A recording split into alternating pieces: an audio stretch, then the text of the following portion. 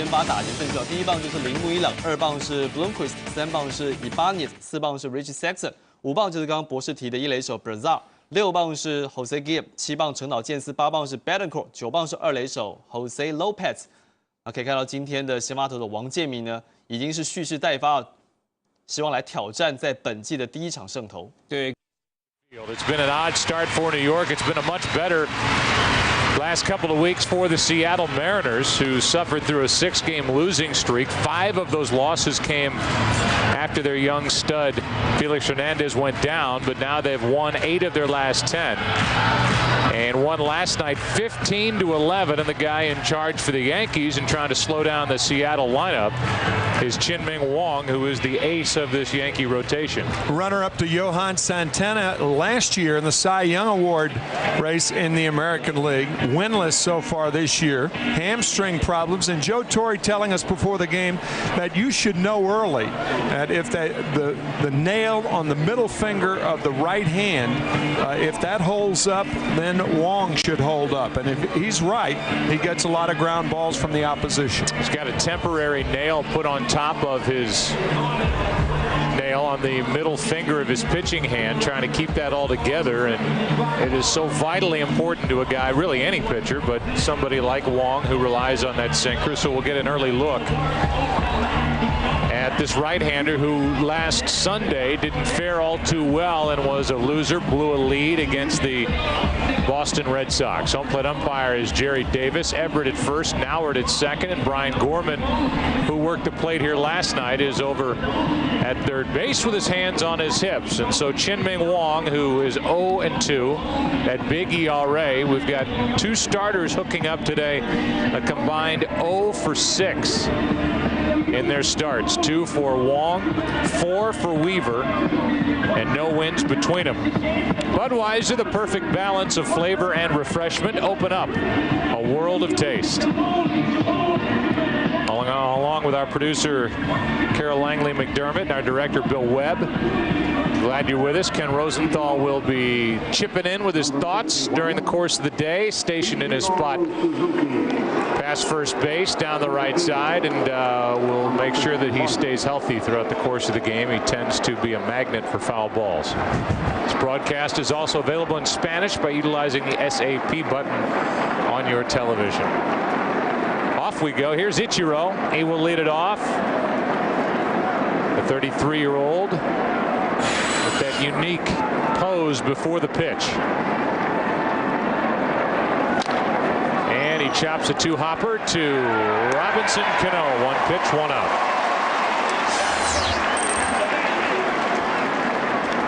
Good sign on 1 pitch. Last year, Wong, the most dominant ground ball pitcher in baseball. And he gets 1 on 1 pitch from quite a hitter. I don't know if a lot of people realize that last year he finished second in the Cy Young Award voting to Johan Santana, who was a runaway winner, but Wong was a 19-game winner and a guy who, while piling up all those victories, struck out only 76. Bloomquist takes a ball just inside. It's Bloomquist now. It's Ibanez on deck, and if anybody gets on with those two, it will be the cleanup man, Richie Sexton.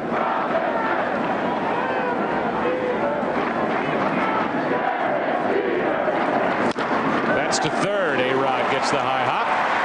2 down. And you can hear the guys out in right field beyond Bobby Abreu, and they cheer everybody's name until they turn around and salute him.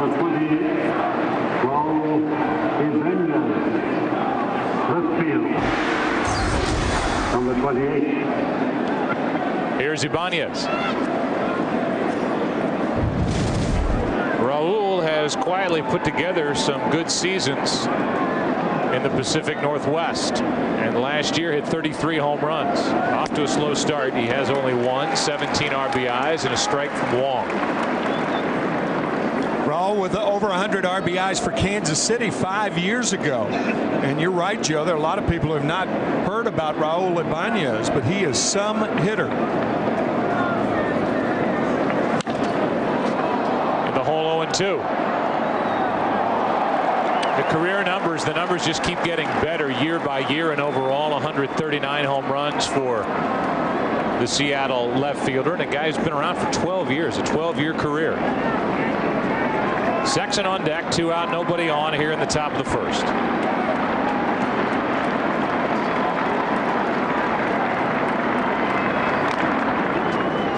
Ball 1.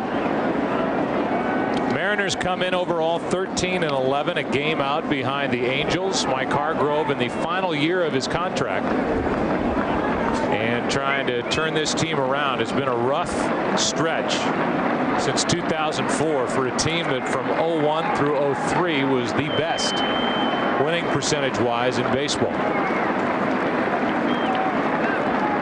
Lou Piniella doing that work as manager. Now a 1-2 from Wong. Ming started to walk away, but it's ball 2, 2-2. There's that 2001 season with their 116 wins, and then it has been progressively getting worse. 3 years after that, losing 99 games. Now full count as Ibanez tries to keep the top of the first inning alive.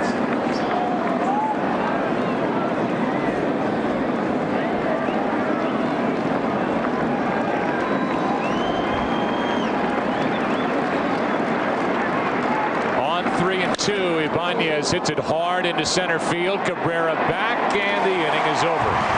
2 ground outs, a line drive to center, bottom of the first. Yankees coming up. No score.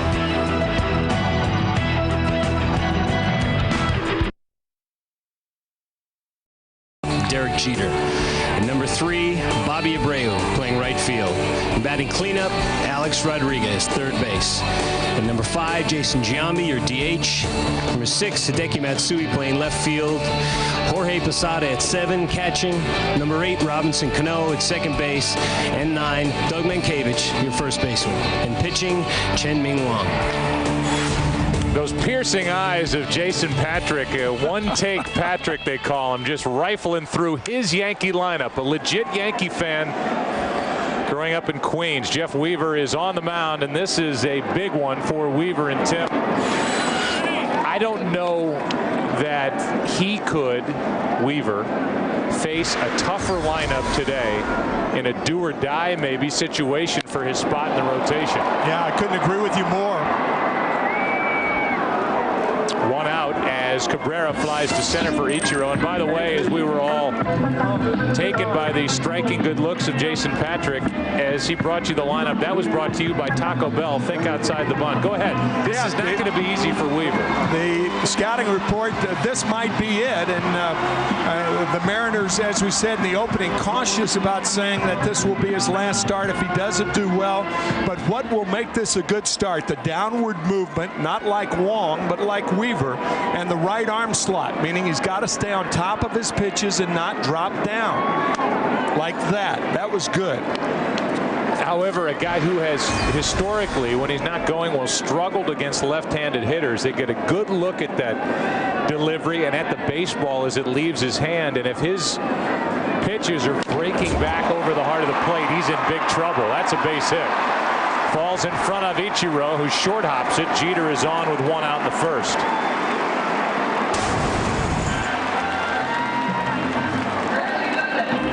Jeff Weaver, that arm slot we're talking about, if the arm is up over the head, that's good. If he drops down, then the ball has a tendency to flatten out. Derek Jeter resuming his hit streak.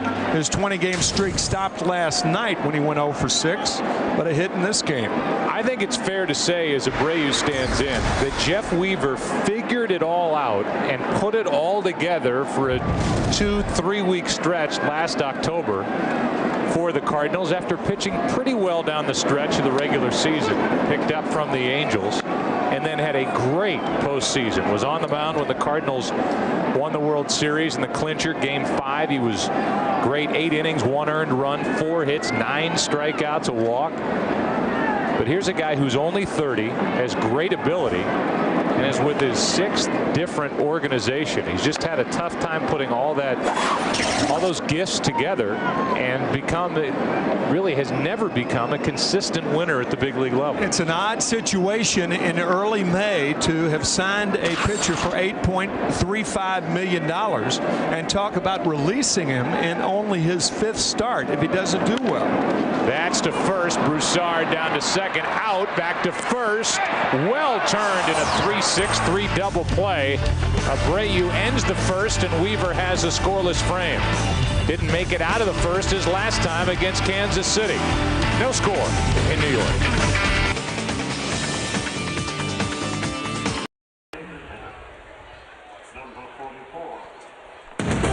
Saturday Baseball sponsored by the Comcast Triple Play, the best in TV, phone, and internet.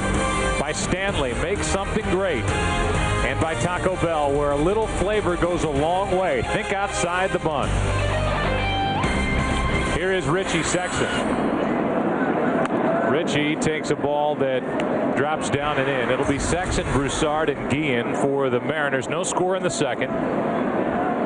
Richie, who first came up with Cleveland in '97, had some very productive years power-wise with the Brewers. He can never wait to see April end. He's had 3 seasons in a Seattle uniform, and his numbers in April have been awful. But he's been able to bounce back and has had some productive seasons his first 2 tries in a Mariner uniform. 1 ball, 1 strike from Wong.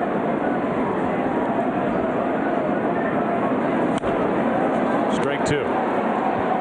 Interesting thing about Sexson, he's 6'8", so if Wong is to be down around the knees to Sexson, then it's higher than he would normally be to guys with average size. But Richie has not looked good on those first 2 swings against Wong. Overmatched, really, and you rarely see that with a guy this strong. The 27-year-old right-hander brings it, and Sexson takes ball 2, 2-2. Sexson, you can put up with the strikeouts, which will pile up, if he's going to be as productive as he has been. A couple times he hit 45 home runs in a season with Milwaukee. 2 pretty good years with Seattle, and he strikes out on a pitch up over the outside part of the plate, 1 away. You can see Posada setting up outside the ball, tailing back over the outside corner to get Sexson. Number 23. Tim, I think now the charge for any lineup facing the Yankees is to try to look at a lot of pitches if you can, and that's not the way Seattle plays. They're a free swinging group. They have some young guys, and the guy we just saw, Sexson, who do a lot of swinging and missing. But try and stretch out the starter and try and get into this Yankee bullpen, which, other than Rivera, who's been much better of late, it's a roll of the dice whoever Joe Torre calls on out of that pen. Broussard is a patient hitter, but the other guys in the lineup, not so. 1 ball, 1 strike. In fact, the last 2 years, Seattle has walked the fewest number of times of any team in the big leagues. So they are up there to hack. One of the big reasons, Yuniesky Betancourt, who's walked only once this year, walked only 17 times last year, and Guillen is not a patient hitter either. So right idea, but wrong team. You're right. 1 ball, 1 strike on Broussard. Playing first base today with Sexson the DH, and that's into left center field. Cabrera to his right, 2 out. Melky Cabrera is in the lineup today in center field with Johnny Damon sitting out. He had more leg cramps last night, specifically in his calf, and his final at bat limped off the field, so it's Cabrera going to get it. With an experienced center fielder out there, and Melky is not an experienced center fielder, but with a guy like Wong, he's not going to throw left-handers inside. So if you're the center fielder, you can lean toward left center field, anticipate toward left center field. Here's Jose Guillen. Strike 1. So you've got Weaver, who's on the mound, 30 years old in his 6th organization, and Guillen, the guy at the plate, who's 30 years old with his 8th team. A guy who came up with the Pirates and has had some run-ins with different organizations. Typically has been a productive hitter. Good year in 04 with the Angels, 27 home runs. Next year was good with Washington, but last year and the start of this year, a slow beginning. The 1-1. Strike 2. Last night, Johnny Damon took that swing and then hobbled off the field at the end of the night. That 15-11 win for Seattle. And talking to Joe Torre before the game, the two walked out of the stadium together last night. He said Damon was so frustrated because he finally started to feel good at the plate, had 3 hits, and then he had leg cramps, so he's not in there today.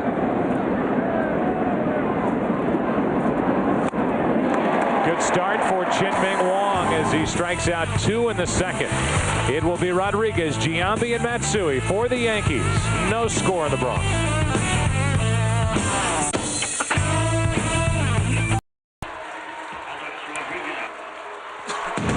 Fox Saturday Baseball sponsored by Budweiser. Reach for a Budweiser, the perfect balance of flavor and refreshment. Open up a world of taste. Alex Rodriguez has gone 9 games without a home run, hit 14 during the month of April to tie a big league record. Still hot, hitting .367 and leading the big leagues with his 37 RBIs. It's Rodriguez, Giambi, and Hideki Matsui against Jeff Weaver. 1-1. Triple Crown numbers already. Last Triple Crown winner was Carl Yastrzemski back in 1967. 2-1 now on Rodriguez. I think, Joe, that A-Rod with a chance to do that because of his speed. He can pick up the infield hits where a guy like Vladimir Guerrero, who's had leg problems, equally talented hitter. Breaking ball bounced on one hop to Bloomquist, 1 out. But not as fast as Rodriguez. He worked with Kevin Long, the hitting instructor, in putting that foot down quicker this year. On top of this ball, grounding out. But Kevin Long, as you see in your picture, has really helped Alex Rodriguez, his first-year hitting instructor for the New York Yankees.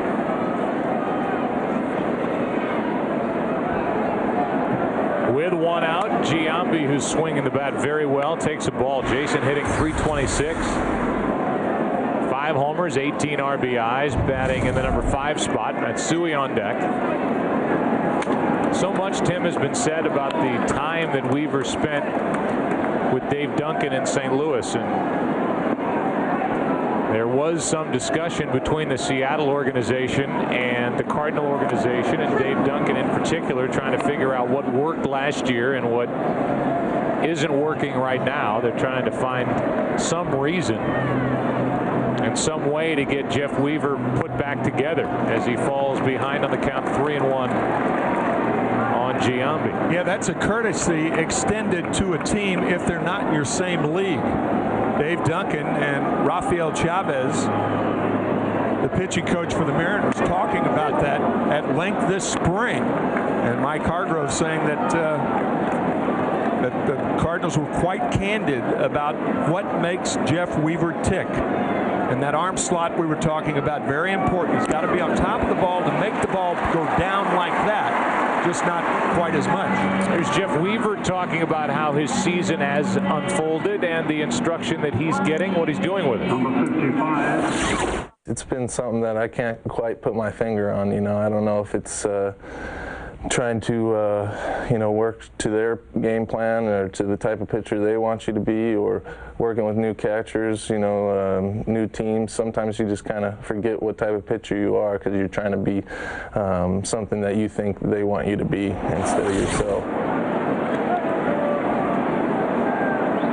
He just walked Giambi, deals with Matsui, and Weaver gets the borderline call, strike 1. The numbers for Matsui, a .267 average, 11 RBIs, and it got both of our attention looking at the notes prior to the game that he's 1 hit away from 2,000 career professional hits, which puts him in Japan's Golden Players Club. Golden Players Club in Japan is similar to the Hall of Fame in the United States. So Matsui, the combined hits in Japan and New York, 1,999, one away. Ichiro's already in that club. He cranks out well over 200 hits a year as the pitch is up and in, 2 balls and a strike, and there are the standards for membership. The Golden Players Club, 2,000 hits, 200 wins, and or 250 saves, combining the stats between Japan and the U.S. Ichiro, one of 45 members in that club, and with the next hit, Hideki Matsui is in.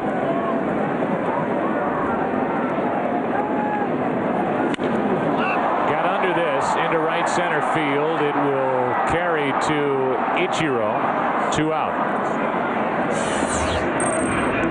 A lot of times you can tell if a pitcher's affected by the swing of the hitter. Watch the imbalance in the swing as Matsui pulls out of there on the side of his right foot. A good breaking ball from Weaver gets Matsui. We've already had one shot over in the dugout of Rafael Chavez, the pitching coach, who's kind of nodding over there. I think they have to like the zip on the pitches that we've seen from Weaver. In the tape that we saw before the game, everything was rolling, everything was up, and that's why he was pounded by the Royals his last time out. Zip and deception. It's a good combination. Good fastball to Posada after the breaking ball to Matsui. So things appear to be going well for Weaver thus far.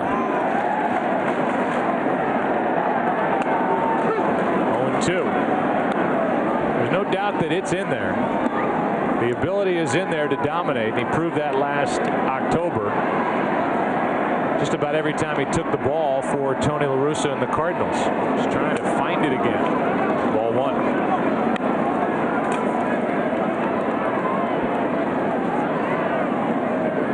Scott Boras' agent, he and Jeff Weaver decided that the 1-year $8.3 million deal with Seattle was better than the multi-year deal that the Cardinals were offering at less per year.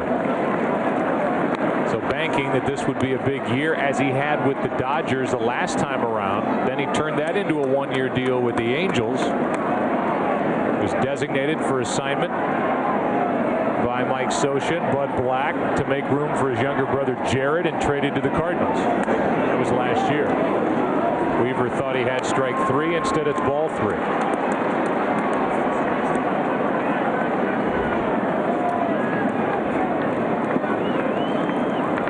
Cano, another lefty, and then another lefty, Mankiewicz. Runner goes, and Posada rips it into right. That ball will short hop the wall. Giambi doesn't run well. They'll hold him at third, and it's second and third, 2 out.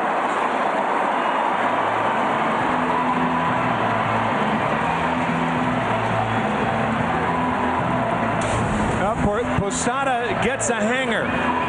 Breaking ball right in his zone. Posada off to the hottest offensive start of his career, but can't enjoy it like he normally does because the pitching staff has done so poorly. And the catcher really equally kind of lives off the success of his pitching staff, but Posada can't do that. But offensively, he has flat swung the bat for the last month. That pitch we showed you, though, is the pitch we talked about in the first inning to a left-handed batter running back over the heart of the plate that was pasted by Posada. A roller. Second and third, and a pitch delivered a little low to Robinson Cano. Watch how this pitch, there's just no bite on it. It just rolls into the strike zone, and Posada takes advantage of it.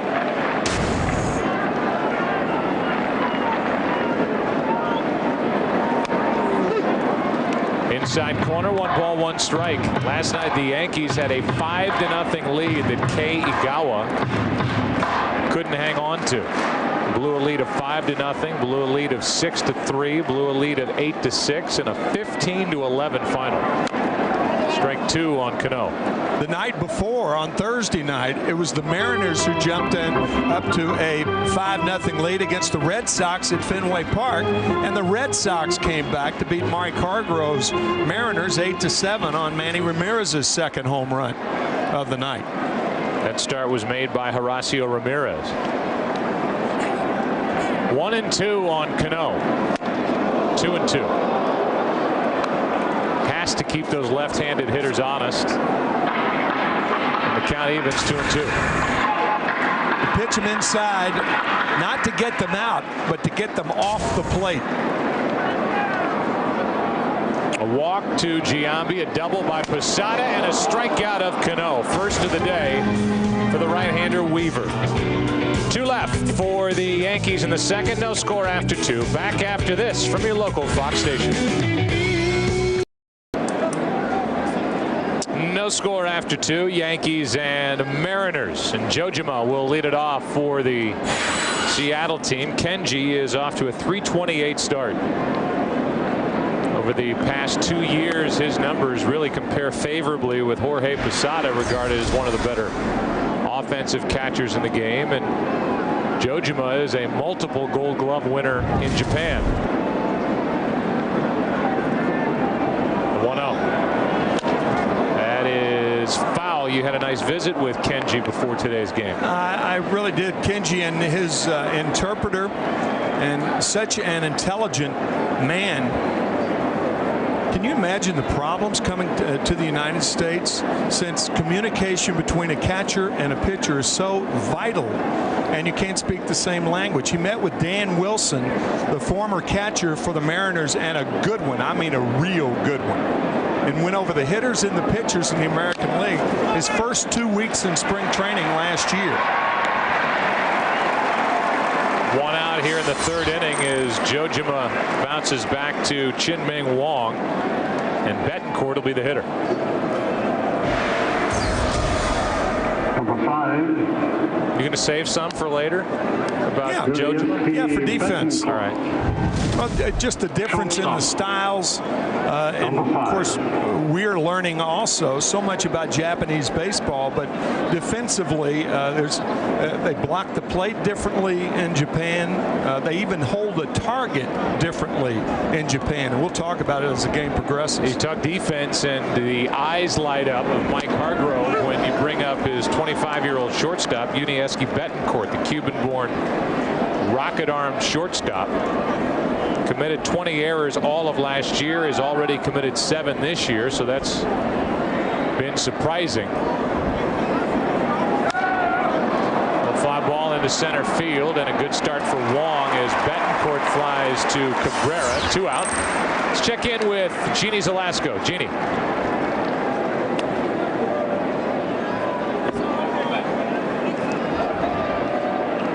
Number 4, Jose Lopez. Second base. Number 4. And 12 away from the new all-time home run record. Thank you, Jeannie, and we'll update you all afternoon on what Bonds and the Giants are doing with the Phillies. The number 9 hitter is Jose Lopez, who is hitting .299. And last night it was the bottom 3 in the Seattle lineup that the big reason why the Mariners kept coming from behind and won it, scoring 15 runs. 1 ball, 1 strike from Wong. Jojima, Betancourt, Lopez combined 8 for 15 with 9 RBIs.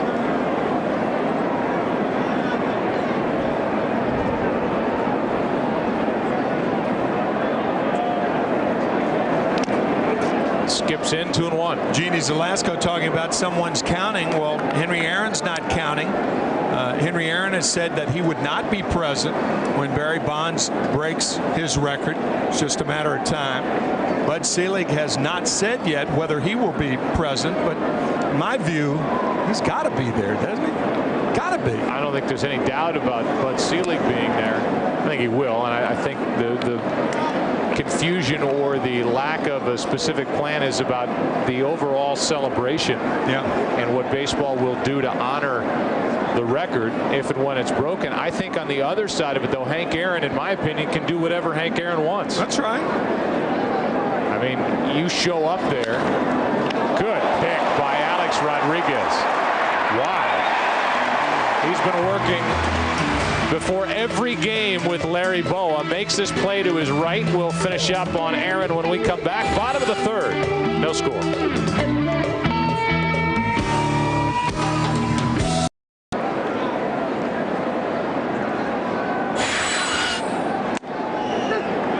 Doug Minkiewicz takes a high strike, and we're underway in the bottom of the third inning. Minkiewicz, Cabrera, Jeter. Anybody gets on for New York, Abreu. Good bender in there for a strike from Weaver. Doug Minkiewicz is he's what hitters refer to as a palm hitter. He holds the bat back in the crook between the thumb and the forefinger instead of the fingers. Compare a guy like Doug Minkiewicz to a guy like Bobby Abreu who has his fingers almost mobile when the pitch is on the way. I asked Doug about that, and he said that it's an old hockey grip and he can't break it. Rips one into right. You saw those numbers. Now 15 out of 27 in his career against Jeff Weaver. And on to start the bottom of the third inning. That hockey grip working here with that top hand as Minkiewicz slaps one to right. Doug was a hockey player in high school in Toledo, where he grew up. Played with former hockey player Corey Koski and the Minnesota chain. They tried to break him of that habit coming up through the minor leagues, but couldn't. But it's a different style than a guy like, say, Bobby Abreu. Here's Melky Cabrera, takes a ball down and away. Cabrera fly to center his first time up. The Yankees have 3 hits and a walk now against Jeff Weaver. We were talking about Henry Aaron and his decision to not be there if and when Barry Bonds breaks his all-time home run record. And when you look at it from Hank's point of view, to me at least, it appears a no-win situation. I mean, you show up and you honor the record, and then you answer the questions about the validity of what Bonds is doing with all the circumstantial evidence that's been piling up over the years. I don't know that anybody has concrete feelings about what we're witnessing with Bonds or anybody else doing anything with a bat in this age right now. And then you could also be accused, I guess if you don't show up, of having sour grapes. But what a diving play by Broussard to the bag, safe. Everybody's safe as Broussard made the stop, couldn't get the out.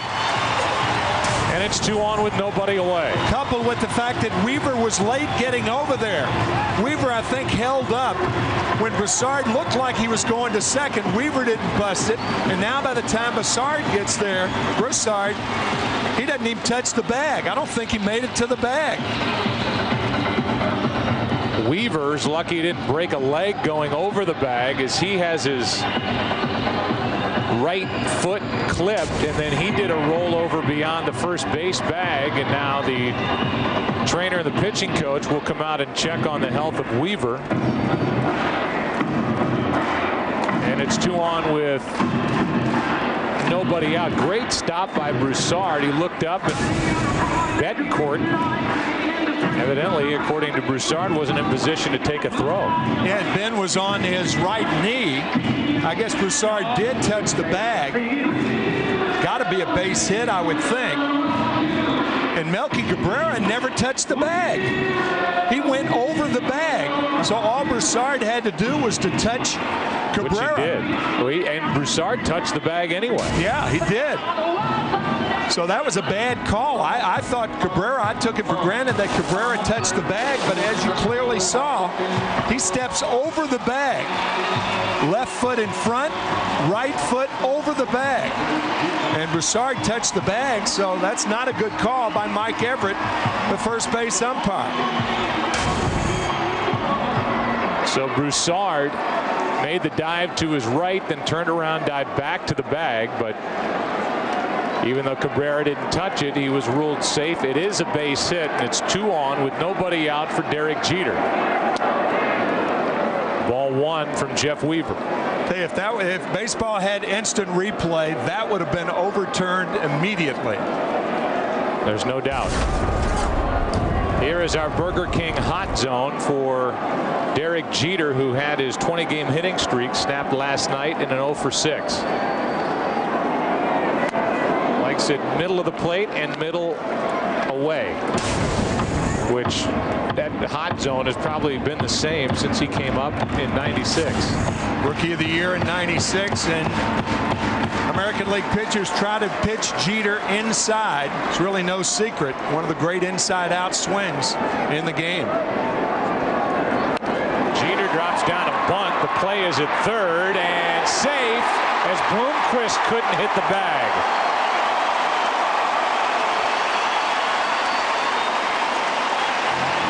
Third baseman has to make his mind up as quickly as possible whether the ball's bunted down third this way or this way. It's bunted to the middle of the field. Weaver fields it, and by the time he throws to Bloomquist, Willie is trying to get the bag, get the ball at the same time. A good play by Weaver. But Bloomquist could not find the bag. A better shot right there. He catches the ball and now realizes he's too far away from the bag, and sliding in safely is Mankiewicz. What an inning. And here's Weaver, who's had a play at first, now that one at third, dealing with Abreu, bases loaded, nobody out. Scoreless game, third inning, ball 1, and Weaver's thinking, are you kidding me? Yeah. I've been getting pounded with one hit after another in my 4 starts up until today. And then this happens on the infield. A clean hit by Mankiewicz to start the inning. But then the play at first, and now the latest one at third. It's ruled a hit for Jeter. And the 1-0 to Abreu. Good pitch, 1-1.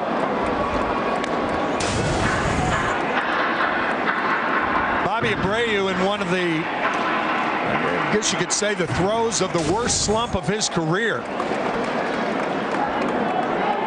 Good breaking ball out of the strike zone, however, from Weaver. Abreu did have 3 hits last night. Gets under it, pops it into left center field. Mankiewicz is the lead runner. Ichiro makes the catch. The throw toward the plate, cut off. Now a race to the third base bag, safe, and now out as Cabrera overslid the base. It's 1-0 Yankees. Runner at first, 2 out. As with that one swing, and Cabrera looks like he's banged up, going back to the dugout, grabbing his neck as he heads off. It's a rare double play in that fashion. Cabrera's reaching back at the right shoulder blade as he was safe and then out, oversliding third. Well, had the cutoff throw been too high, it would have been the right play to go to third. But when the cutoff throw is this low, Cabrera now trying to win the foot race to the bag, and Bloomquist stays with the tag and gets Cabrera when he slides off the bag. If the throw is high, the rule of thumb is if the throw is high, you run. If the throw is down, you stay. Well, the throw was down. Mankiewicz scores easily. And Bloomquist does not win the race to the bag, but Cabrera comes off the bag, and Bloomquist stays with the tag. It's a sacrifice fly for Abreu, RBI number 14, and then a double play, 8-5. It was almost as though Willie Bloomquist pushed the left foot off the bag with the ball in the glove. This has been a bizarre base running inning. But I think it looked like with as late a slide as Melky Cabrera made, his momentum was going to carry him over the bag no matter what. Yeah, nobody can stay on the bag in this inning.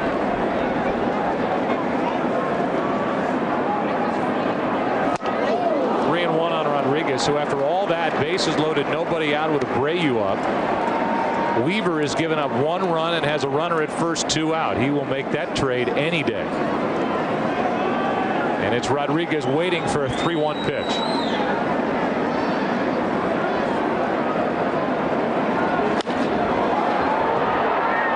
full count, and that means that Jeter will take off at first.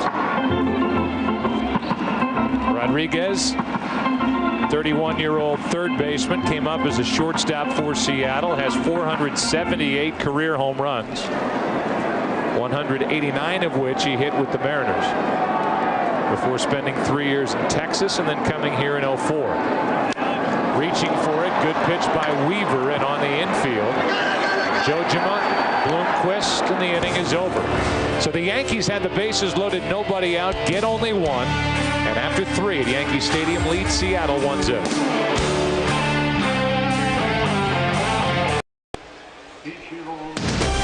Fox Saturday Baseball is sponsored by Burger King, who reminds you to have it your way. By Avodart and by DLP, HD TV powered by DLP. It's amazing. It's the mirrors. It's Ichiro leading it off, top of the order for Seattle. 4th inning. And Seattle still looking for their first base runner. Great play by Rodriguez to end the top of the 3rd on a diving stop. A ball hit by Lopez, the second baseman, and now it's Ichiro who bounced out to second his first time. 0 for 1. 2-0.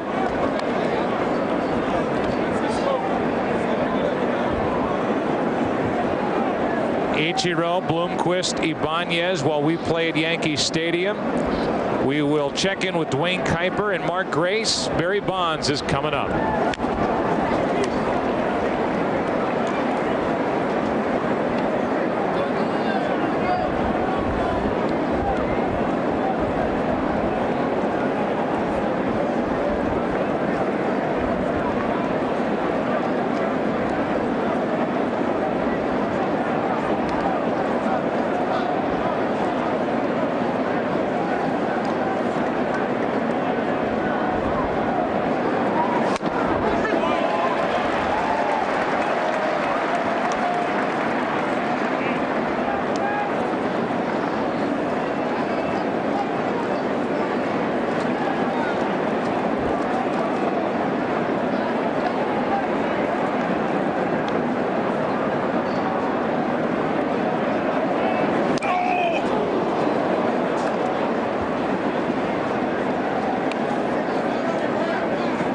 Well, there is our look in on the intentional walk to Barry Bonds, who's getting that treatment more and more now as he has started this season. Ken Rosenthal, I think, a lot better than anybody expected him to. His knees seem to be more healthy, and after a lost year last year, it's only a matter of time now before that record falls. Joe, absolutely. Obviously, Bonds and the Giants would prefer him to hit number 756 at home.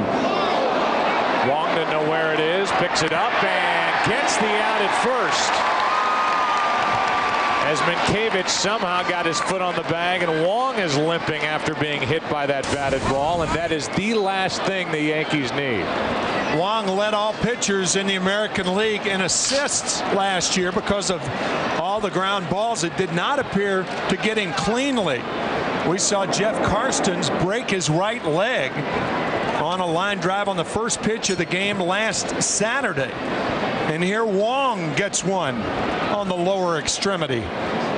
It hit off the top of his left shoe and rolled up his shin. And they want to make sure he's okay. We were here last week when Jeff Karstens' first pitch took that off his right leg under his right knee, and it was a break. Ended up facing another batter in left. Then it was Kei Igawa coming out of the bullpen and throwing 6 terrific innings. No runs, 2 hits, and now they'll let Chin-Ming Wong loosen up. And while we watch that, we were talking with Ken Rosenthal about the all-time home run record in Barry Bonds. Ken. Joe, obviously the Giants and Bonds would prefer him to hit number 756 at home, but Giants executive Larry Baer tells me that the team is not going to attempt to manipulate history and give Bonds prolonged rest on the road to ensure that he sets the record in San Francisco. The Giants' priority is to reach the postseason, and to do that, they need Bonds on the field. Ken, what's your feeling?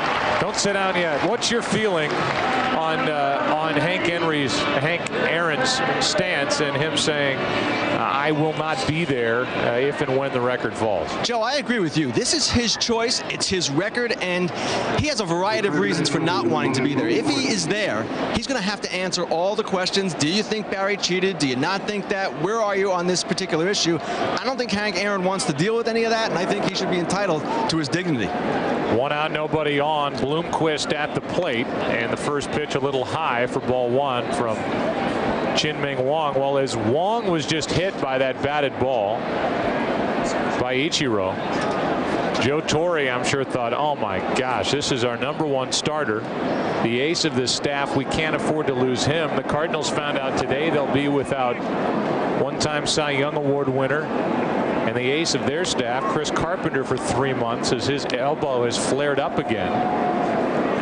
So Joe Torre is looking for effective and long work today from Chin-Ming Wong to try and give that worn-out bullpen a break. Here's a 2-0. 2-1.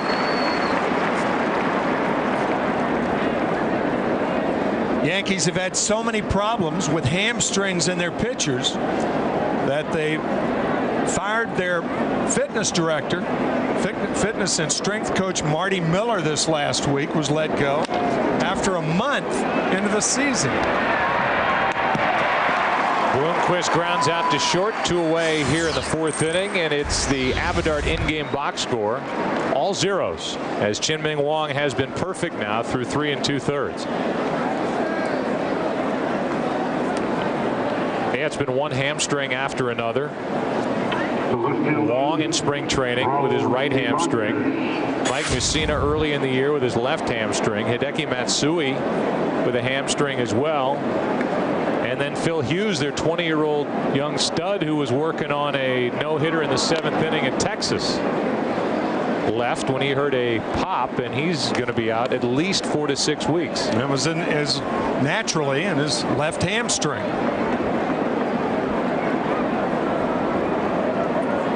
Two out, nobody on, 1 ball, no strikes. Ibanez takes a strike, 1-1.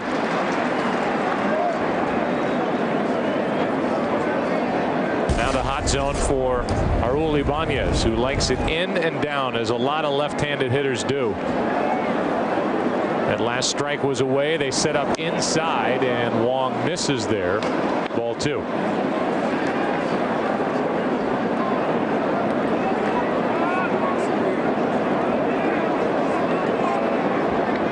Ibanez hit it pretty hard his first time, but fly to center. Jammed here, 92-mile-an-hour pitch, and the count evens 2-2.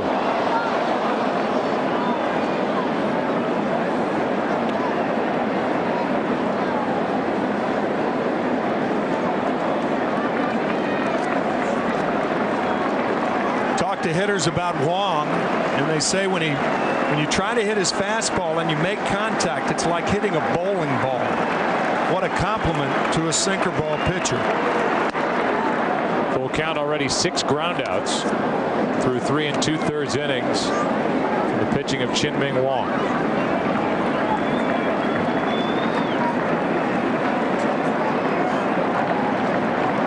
Right-hander from Taiwan brings it home on a 3-2 count and picks up strikeout number 3. He is on today.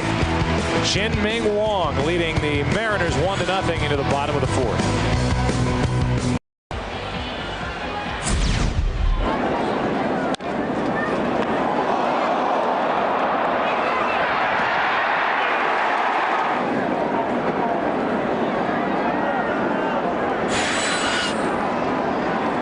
Jeff Weaver has shown the Mariners and their fans watching a glimpse of what Seattle was hoping for a lot of when they signed him to the 1-year deal over the offseason.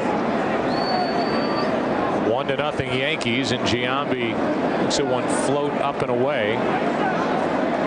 2-0, and Weaver came off that last pitch oddly, like his leg buckled or something was wrong. Looked like a groin problem, something. This Yankee Stadium mound is dangerous in these days. You can see Weaver looked like he could have popped something. Jojima went out in front of the plate, tried to make sure the Weaver was okay, and he blisters an 89-mile-an-hour fastball in there. 2-1. Giambi now, then Matsui, then Posada. 2-2. Jeff Weaver, if you look at Matsui, Weaver won Game 2 of the Division Series last year over San Diego for St. Louis. Game 5 over the Mets in the NLCS, and then Game 5 of the World Series, the clincher. Is 2-2. Giambi got under it, pops it up, and any one of 10 people could catch that. 1 out as Betancourt hauls it in, and let's go to the studio for an update.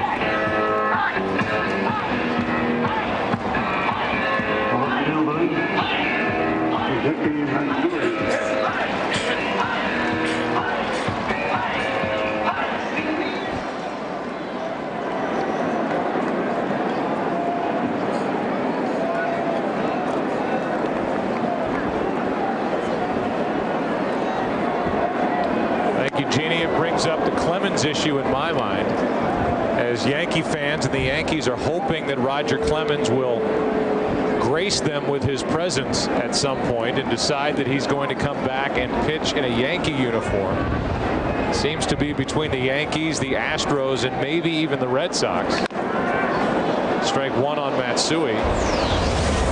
You look at the numbers in the career for Roger Clemens. To me, what would take Clemens going to the Astros out of the equation is if the Astros are not in contention at the end of May, and therefore any Yankee fan or Red Sox fan hoping that Clemens would come to their team should say, go Brewers. The Milwaukee Brewers have a nice cushion in a bad division, the NL Central. And the Astros certainly need all the help they can get, but if they don't pick up their pace, why would Clemens sign on to go to the Houston Astros? I have been skeptical all along when people say that Roger Clemens wants another World Series ring. It seems to me that if he wanted another World Series ring, he would have chosen the best club before spring training started and been with that club at the beginning of the season so he could do something about it. I mean, it doesn't make any sense to me that that Roger is saying that he just wants another World Series ring. I mean, what a gig to show up in early June and in Houston's case, over the last 3 years, for the most part, pitch in only home games where he could drive to work, not go on the road. I mean, I understand what his agents are saying. They're saying that money is no matter. Well, if that's the case, sign for nothing. Ground ball by Matsui to the second baseman, and Lopez makes the play. Kenny, what do you think? What do you hear as we talk here on Cinco de Mayo? Joe, if his priority is indeed to go back to another World Series, then his choice is obvious. It's the Red Sox. Both the Yankees and Astros began the day 6.5 games out of first place. The Red Sox were 19-9, best record in the majors. They already have a big three of Schilling, Beckett, and Matsuzaka. They've also got Tim Wakefield, second in the league in ERA. Clemens would give them a potentially dominant postseason rotation. Ken, I think the only way that the Red Sox signed Clemens is to keep him away from the Yankees. Here's Posada. He takes a strike with 2 out, nobody on. Well, over the years, Kenny, they've always had that rivalry, not just on the field and between the lines, but with the front offices trying to, whether it's the Yankees trying to keep players away from the Red Sox or vice versa. Right, and keep in mind also, the Yankees right now are not exactly an appealing team to go to, given where they are in the standings, given where they are with their rotation. Wong, the pitcher we're seeing today, he's their only proven starter in his prime. Everybody else is either old and past their prime or young and not yet ready to make an impact. The one thing the Yankees offer, though, is that great run support. They're on pace right now to score 966 runs this season. You may want to say that last couple of sentences a little quieter down there by the Yankee fans in the Yankee dugout. Kenny, we want to see you next week. Just, it's good stuff. I'm not saying just, don't shout it to the world down there. We go to the 5th, 1-0, Yankees on top.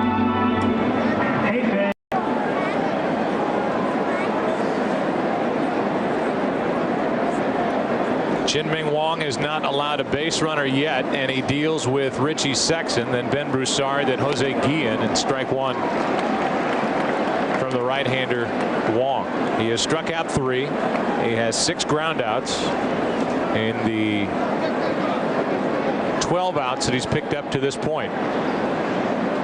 So only 3 through the air as the 0-1 is on the outside corner, 0-2.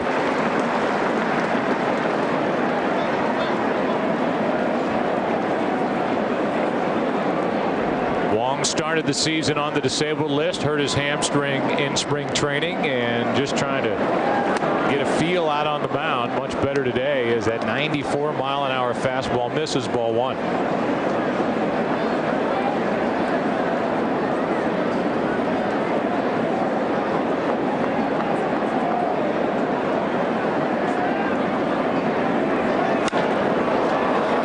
In the air to center, Cabrera didn't get a read on it, but Abreu did. And that's out number 1. We talked to Joe Torre during the break and asked him about what was flashing through his mind when Wang was hit by that batted ball and how well he's pitching so far today.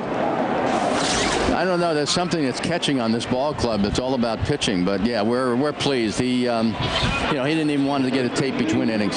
So speaking of pitching, have we heard anything new about Carl Pavano today? You know, Brian Cashman, our general manager, is waiting to talk to Dr. Andrews. I know he's probably spoken with Carl by now, but he wants to get all the information before he talks to the press. Last night, you were involved in a 15-11 game. Kei Igawa couldn't hang on to a lead, and we talked before the game. It's got to be such a temptation with your bullpen because you're always in any game. Your offense is so capable of erupting.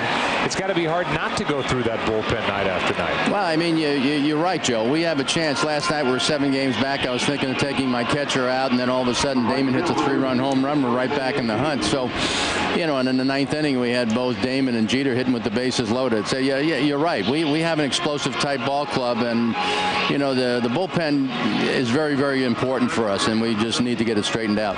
Thanks for your time again. We'll talk to you later. All right, guys. All right. Thanks to Joe Torre. We will talk to Mike Hargrove as we go along here today. A fastball from Wang blazes in there for a strike to Jose Guillen, and boy, the Yankees been waiting around for one of their starters to turn in one of these here at Yankee Stadium. They have struggled in their rotation overall, and in particular here at home, as the fastball's in for strike 2. The last time one of these has been pitched in this stadium, a perfect game that is, July 18th, 1999 by David Cone. There have been 3 perfect games pitched at Yankee Stadium, and Wang has been perfect through 4 2/3. 1 ball, 2 strikes on Guillen, who struck out his first time. David Cone and David Wells, the last 2.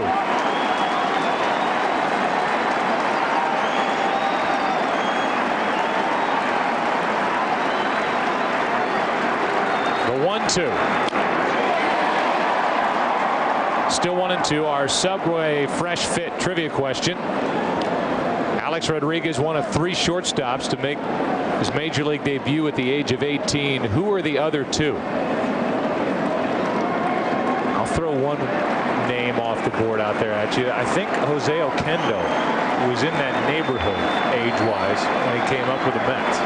Came up with the Mets in the middle 80s. I don't know if he was 18. Yeah, close. That's in the was dirt. Close. 2-2. Might have been 19. So I really don't have a valid guess. That's what I'm saying. It's a good one though.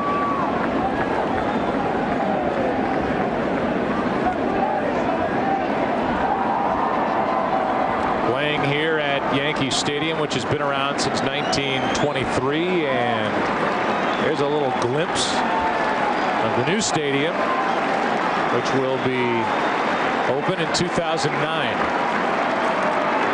That is hammered foul. We'll be here next year, Tim, for the All-Star game, which will be, I know, a fantastic night here in July to celebrate the game of baseball, see all the big league all-stars, and celebrate the history of this great stadium. All-Star game this year in San Francisco at AT&T Park. What a show they're going to put on. 2-2 pitch is chopped to second. Cano. Perfect through 5. Bottom of the 5th. Bottom 2, then Cabrera. Better look at the new digs for the Yankees. 1-0. New York on top.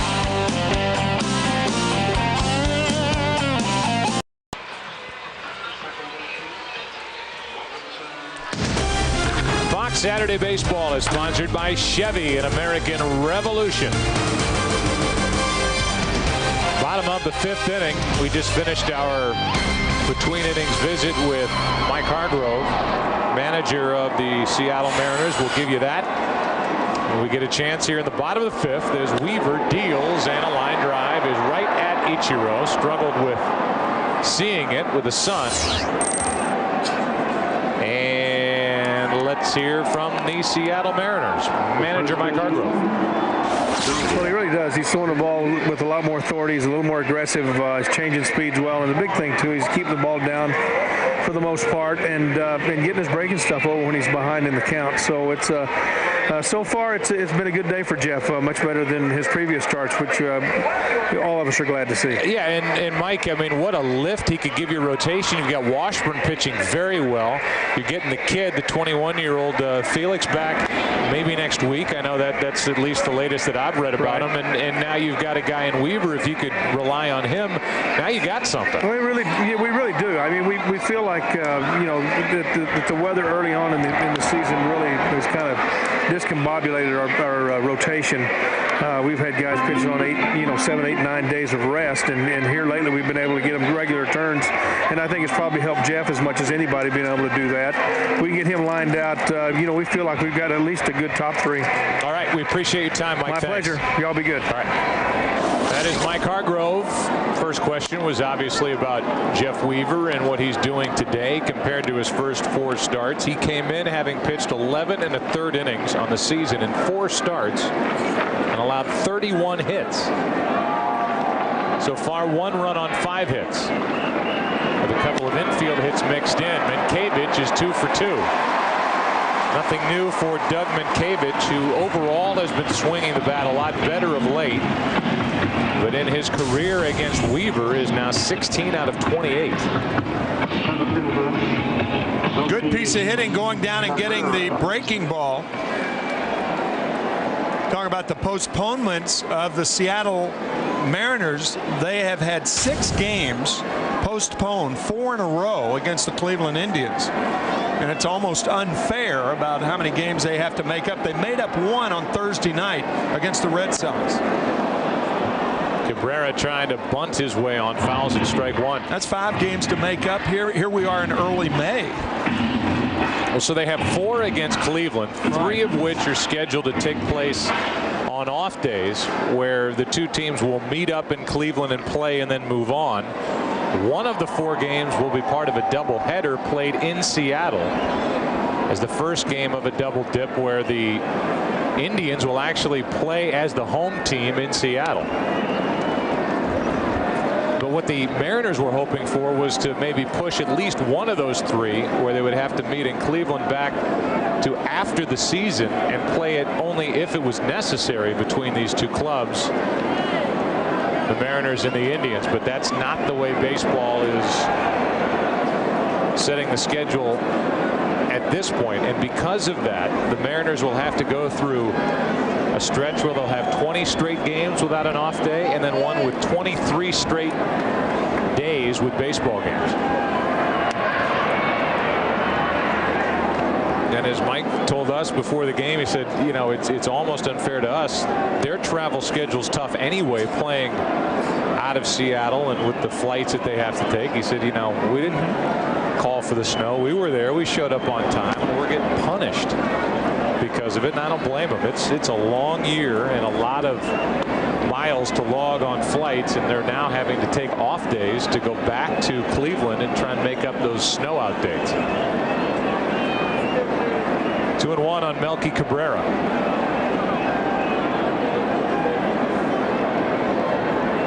Runner is going, and Cabrera fouls it out of play. Yankevich will head back to first.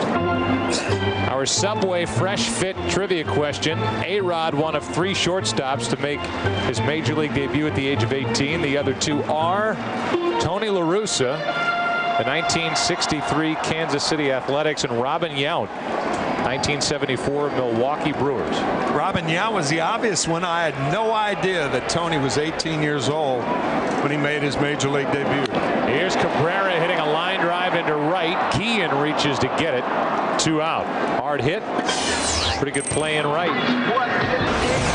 And we go back to July 8th of 1994, and Alex Rodriguez as a rookie with Seattle. That's at Fenway Park, grounding to Scott Cooper over to third base. 2 ground outs and a fly ball to center was his major league debut. And then in his first full year, his numbers were staggering with Seattle.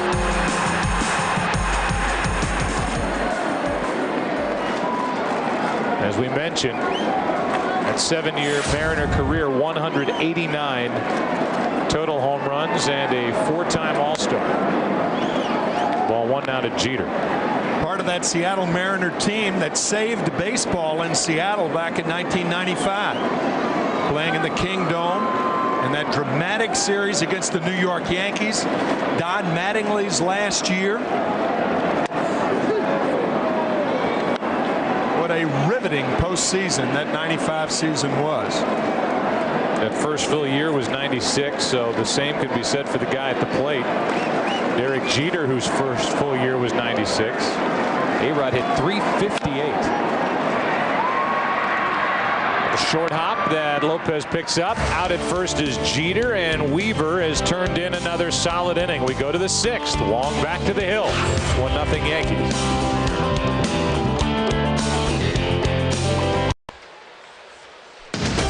Saturday Baseball sponsored by beautiful durable Valspar paint. Valspar, the beauty goes on.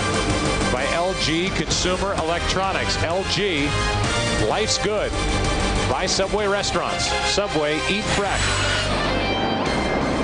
Jojima leads it off for the Mariners, and he is fooled completely by that pitch, Chin-Ming Wong. That was one of those guess fastball, get a breaking ball swings. Kenji bounced back to Wong his first time up. Off to a great start with the bat. Nice tight, compact, right-handed swing, and the count evens 1-1. Again, Wong is pitching with a crack, horizontal crack across the fingernail on his middle finger pitching hand.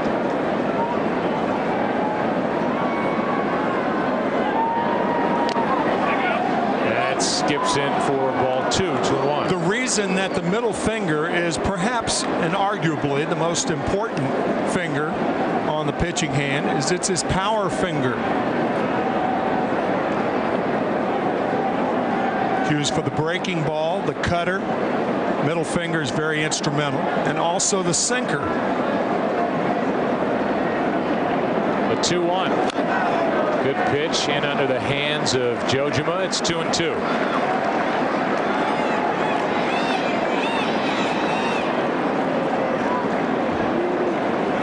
Mariano Rivera and Mike Borzello, the bullpen catcher for the Yankees, sharing a moment. Here's a 2-2.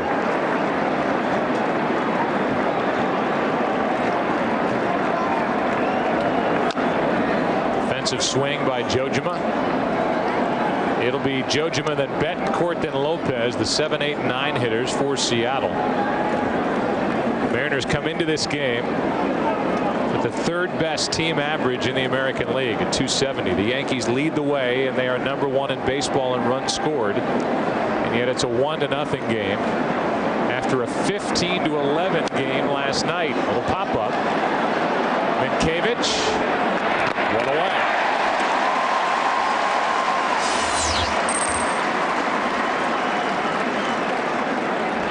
Pepsi clutch performance so far is Chin-Ming Wong. Pepsi, the official soft drink of Major League Baseball, presents it. Be sure to watch for the Pepsi Clutch Performer of the game by logging on to PepsiClutch.com. It's each week on the Fox Saturday Baseball Game of the Week. 3 strikeouts and no base runners so far through 5 1/3. Here's Betancourt.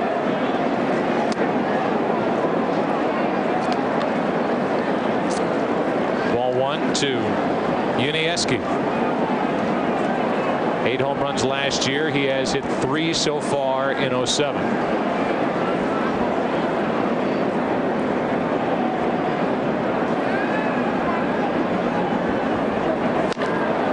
That's foul. Ball and a strike. Saw that ground ball toward A-Rod, and the reason that this is still a perfect game here in the 6th inning is because of that play that Rodriguez made to end the 3rd inning. Ball hit by Jose Lopez in between hop. A dandy, and that's why there have been no Mariner base runners thus far. The 1-1.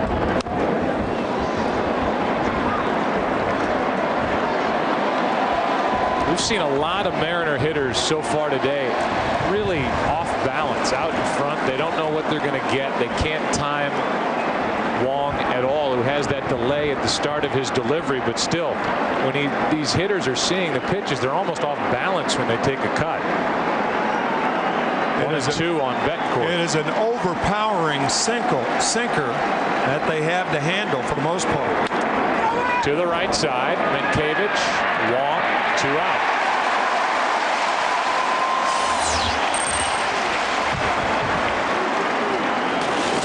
You can almost hear the crowd right now thinking, could this be? Nah, it couldn't be. 17 in a row?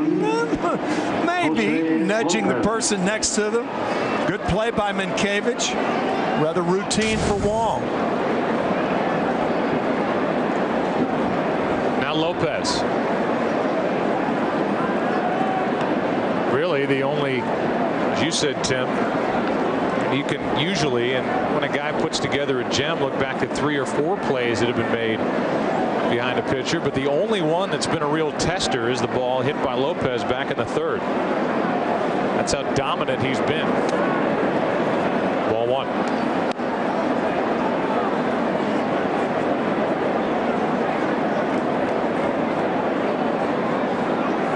Quick shot of Ron Guidry, the pitching coach for Joe Torre, who has had his hands full all year. And when Matt DeSalvo takes the mound on Monday, the Yankees will become the first team in the history of baseball to use 10 different starting pitchers in their first 30 games. Darryl Rasner will be on the mound tomorrow. So these are the names behind Wong, Messina, and Pettit. The 1-1 to Jose Lopez.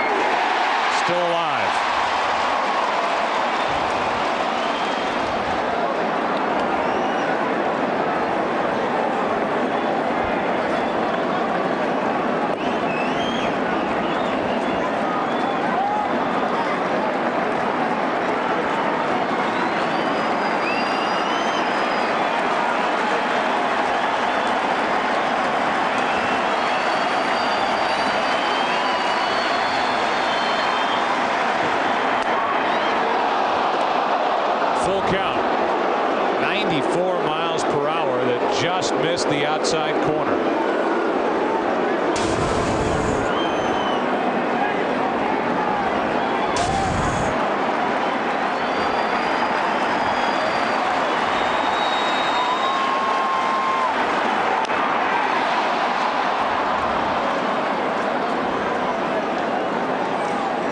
Still 3-2 with Ichiro on deck.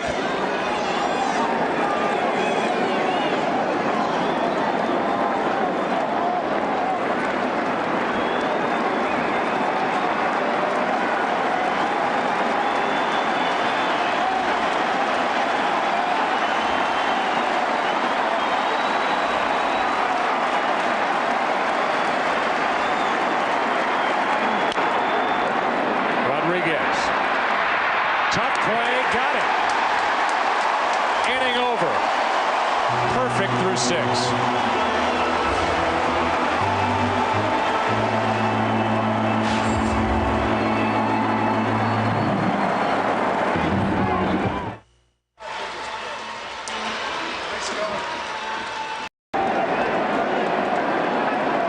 Jeff Weaver's outing today has been overshadowed by the work done by Chin-Ming Wong. But Weaver has turned in a beauty. Another bunt attempt by Abreu. What a try by Bloomquist, but a leadoff base hit. Tim, Abreu's been doing that in RBI situations, and now with Bloomquist back, he took advantage. Yeah, Bloomquist even with the bag, and Abreu with the blueprint of a bunt. Willie Bloomquist doing the best he can, but with his speed, no chance to get Abreu. Now it's Rodriguez. And it's Alex Rodriguez who has done the work with his glove today. He's 0 for 2 at the plate. He's grounded out to third, popped out to third. He's made 2 good plays behind Wong to help him stay perfect, and now he has his first hit. Abreu will turn and go. First and third, nobody out. Bit of a hesitation rounding second base, but Abreu realizing that the grass has it in center field, and even though Ichiro with a great arm in center field, not a good one, but a great arm. Watch the hesitation right about at second base there, and then he proceeds to third base. So the Yankees now with a golden opportunity to tack on. First and third, nobody out. Giambi at the plate, 0 for 1 with a walk. Alex Rodriguez, who is at first before every game, throws a football around here as he gets loose, does sprints, and it was a work ethic that was instilled in him by Ichiro. Ichiro telling him you can't allow yourself to get old. Keep your legs, run, run, run, and that's what Ichiro does every day. Prior to the start of the game, before he gets ready for anything, he does a lot of sprints to get loose.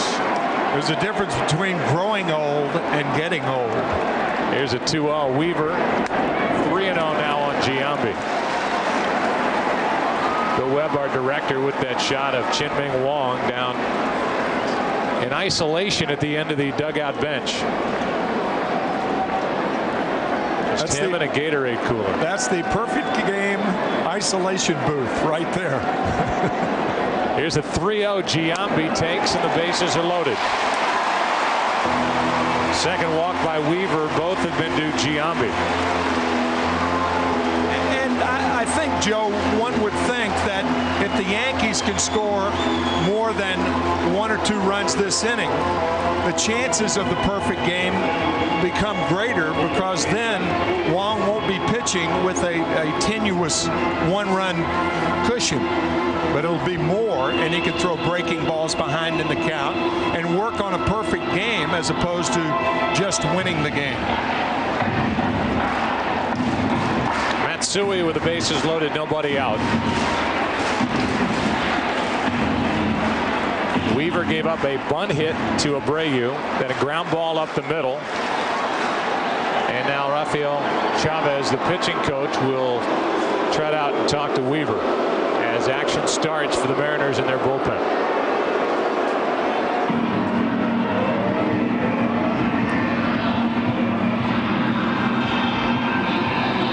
Seattle has won 8 of their last 10. And it It's the right-hander Shaun White getting loose. Celebrate Mother's Day by going to bat against breast cancer. Join Major League Baseball and the Susan G. Komen Foundation for the cure by purchasing your pink bat today at participating clubhouse and team stores and at MLB.com.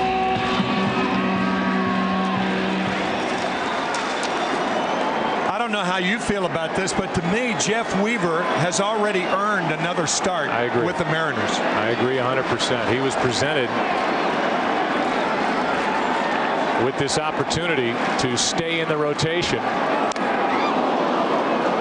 I'm sure what's running through the back of his mind, if he let himself get there, is I'm in a 1-0 game. I give a bunt base hit to Abreu, the number 3 hitter. A ground ball off the bat of Rodriguez that squirts up the middle. Then the walk to compound the problems, and it's bases loaded, nobody out.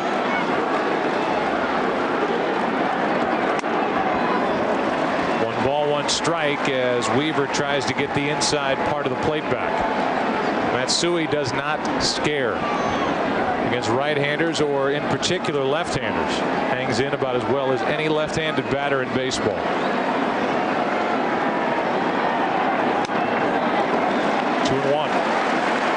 I mean, if your nickname is Godzilla, you don't scare.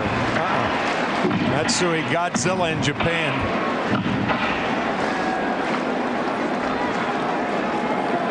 White Sox take the lead at the Angels 4-3.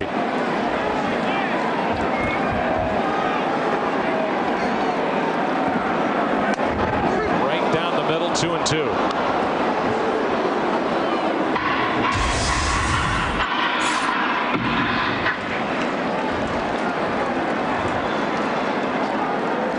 Yankees had the bases loaded, nobody out back in the 3rd inning and got only 1 run. That was with Abreu up. Now bases loaded, nobody out for Matsui, who is drilled, and it's 2-0.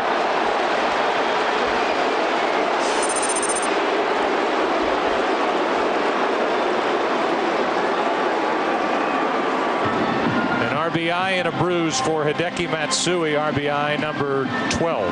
Well, Weaver has done a good job on the left-handed batters coming inside all day, but that one just got away from him. He almost throws it behind Matsui. Trying to come in, hits him on the right thigh, and the Yankees add on another one. Now the red-hot Jorge Posada, who started the day number 9 in the American League, hitting .337. He has doubled today and struck out. Bases loaded, still nobody out.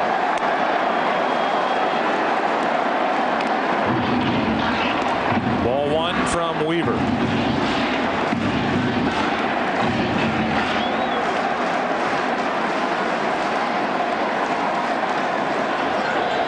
White continues to get loose as Weaver ran one inside for ball 2 on Posada.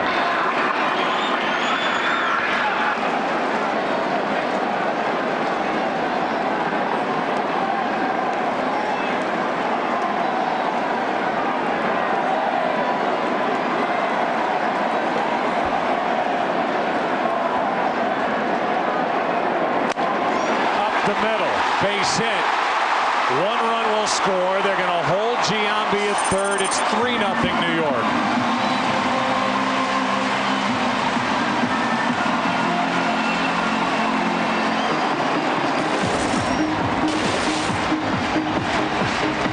So Posada contributes. The Yankees have not hit the ball hard this inning, but they have found the right holes.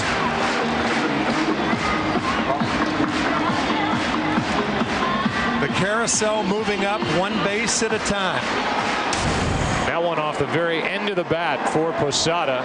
More frustration for Weaver and another run for the Yankees. It's 3-0. 9 hits for New York against Seattle 0. And Cano takes a strike.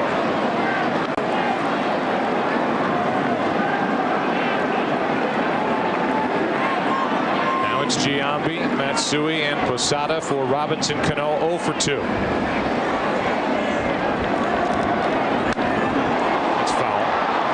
I'm a little surprised, Joe, that Mike Hargrove does not have the middle infielders about halfway, where they would have the option to come home on a ground ball that's not hit sharply. But you could see Betancourt's back, Lopez is back. They're in double play depth. Another run, it's 4-0 the way Wong's pitching with Rivera in the bullpen. You can't afford to give up another run. Pitcher has to walk all the way off the dirt, the mound, to wet that pitching hand, which Weaver does as he prepares for an 0-2. And now Jojima is going to go talk to him. One thing Weaver has always done is eat innings. Something the Yankees are looking for somebody to step up and do out of their rotation. Those guys are not that easy to find.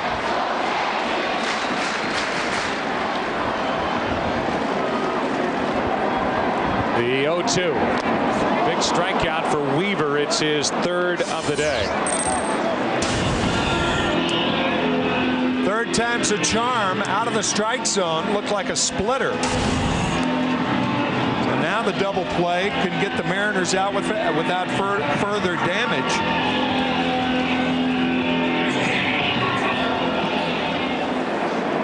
Minkiewicz is 2 for 2. Came in a career .538 hitter against Weaver. He's now 16 for 28 against the Seattle right-hander.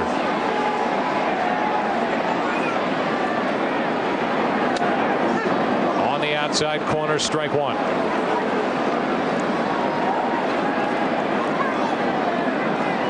Minkiewicz is happy to be able to look up at the scoreboard and see a decimal point, then the number 2 for his average. He's been fighting to get the average up. He's at 200 even. Bloomquist will come home.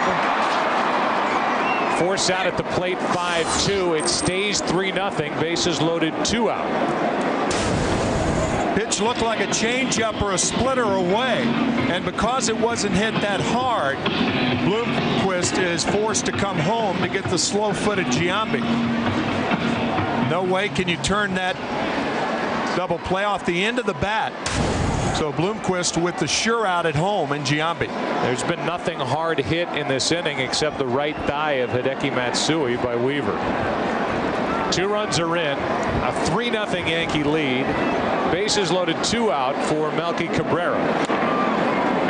Playing in place of Damon, who gets the day off. He's been nicked up all year, a bad back. Spent 2 days with his chiropractor in Orlando.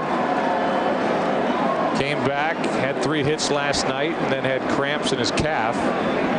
So it's Cabrera today, 1 for 3.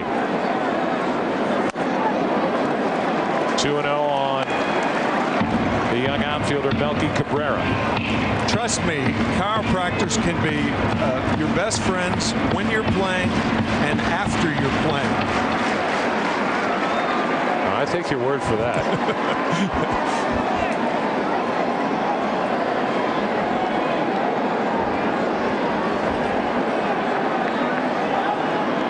2-0 the count. 3-0. Weaver snaps at it while Tim thinks of his last adjustment. Jeter on deck, bases loaded, 2 down.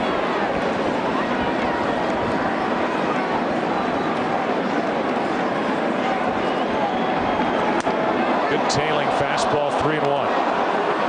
I think you take another one right here and make Weaver in effect throw 3 straight strikes. Could not find the strike zone. Take 3-0. Why not again?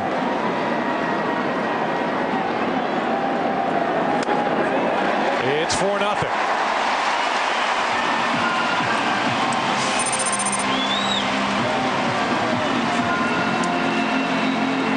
That's 2 walks in the inning, 3 on the day for Weaver, and Jeter will be the hitter with the bases loaded, 2 out.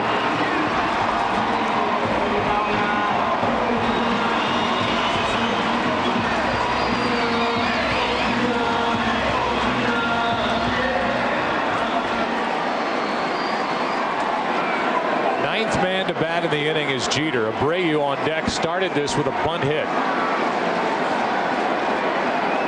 Jeter 2 for 3. Strike one.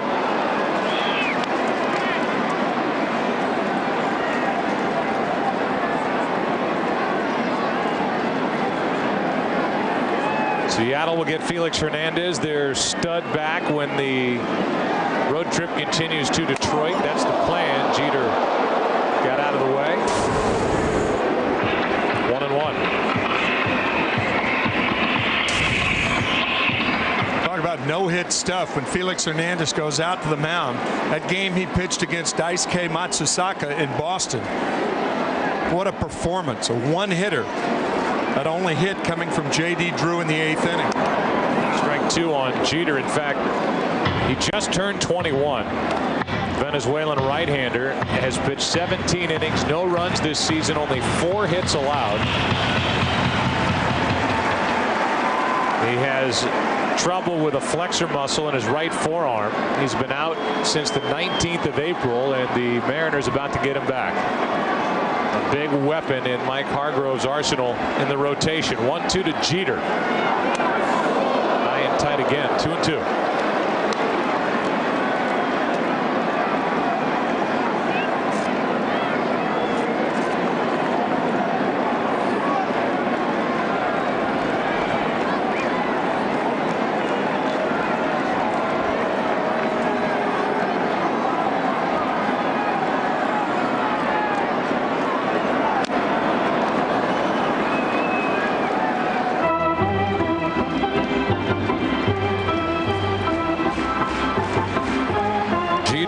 Hit in 60 of his last 63 games.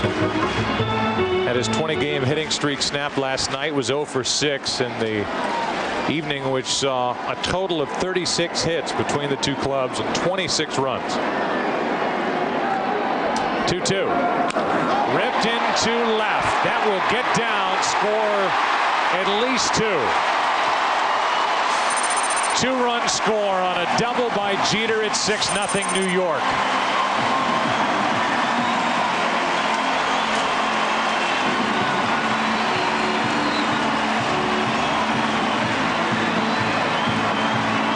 It's happened forever in baseball, where hangers become the demise of a pitcher. Those middle inning hangers.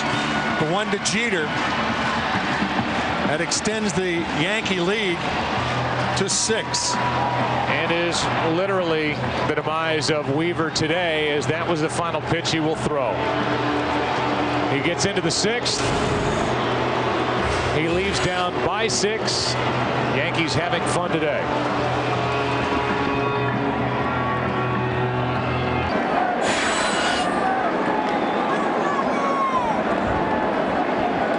Second and third with 2 out.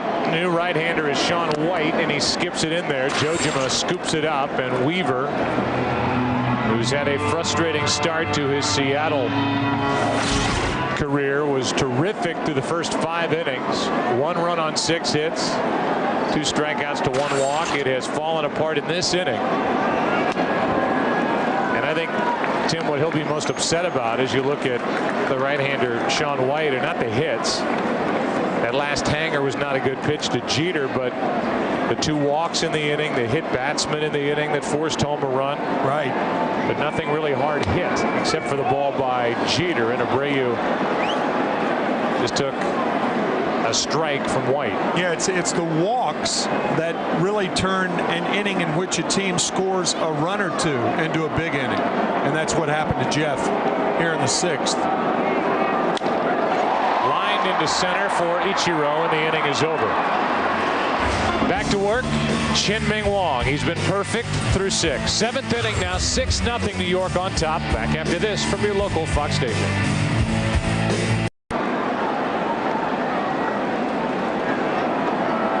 No base runners so far for Seattle. 7th inning now, a 6-0 New York lead. They've out-hit the Mariners 10-zip. And here is Ichiro, number 1 in baseball in hits since 2001. Our Flomax game summary. Wong has been perfect through 6. Weaver got into the 6th inning, couldn't finish the 6th. And Jeter has 3 hits, 2 RBIs on the day. Ichiro is grounded out twice. Ball 2-0. 262 hits back in 2004 for the Major League record, held by George Sisler, who had 257 in 1920.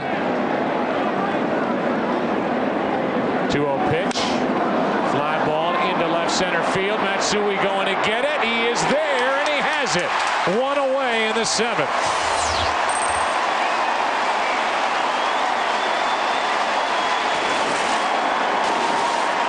Look how far Matsui had to run for this ball that, keep in mind, because it's hit by a left-handed hitter, it is tailing back to him. Nice play by Matsui. So 2 good plays by Rodriguez. The play at the mound that Wong flagged down. And now the play by Matsui. So Wong has had good defense behind him this afternoon. One of the bigger bats is not in the starting lineup today for Seattle, Adrian Beltre. Instead, it's Willie Bloomquist in the number 2 spot.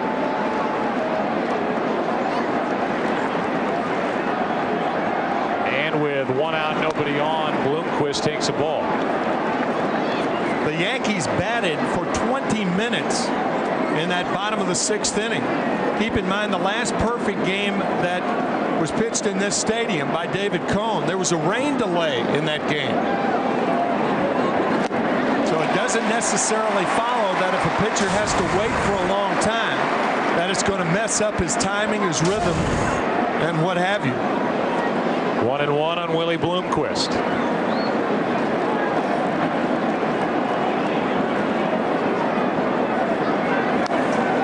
Strike 2.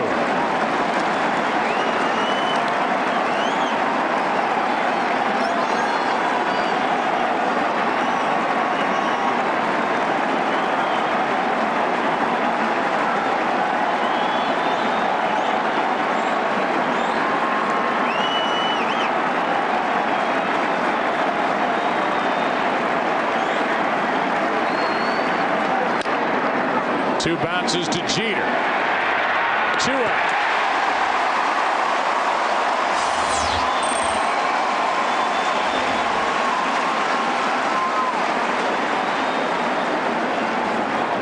And now a hush falls over this crowd as they realize what Wong is doing, and as Wong is doing it on the mound, the pressure in a perfect game is also on the fielders as they get one chance after another. Matsui with a play in left center, and then Jeter on the 2-hopper. The batter is Ibanez.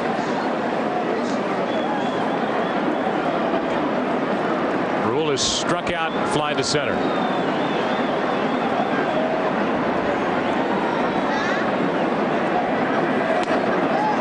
Ball 1. Ibanez hitting .273.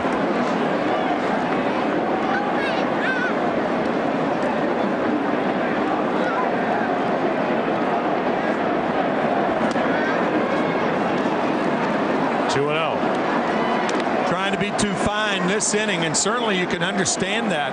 He fell behind with 2 fastballs out of the strike zone away to Ichiro, and now 2 out of the strike zone away to Ibanez.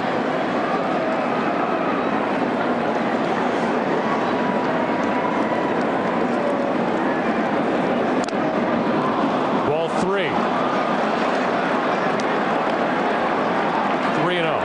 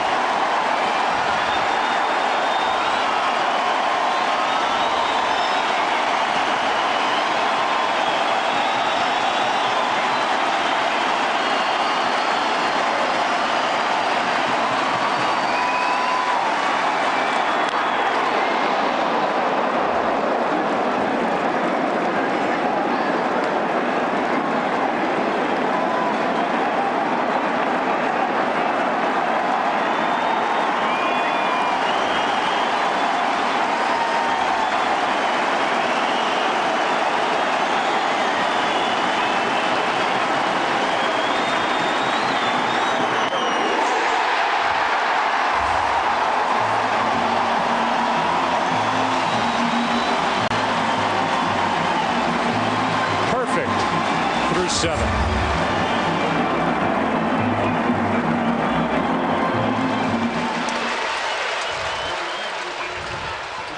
Down in the dugout is getting bigger and bigger. Mankiewicz was closer to him last inning, but now it's just him in a cooler.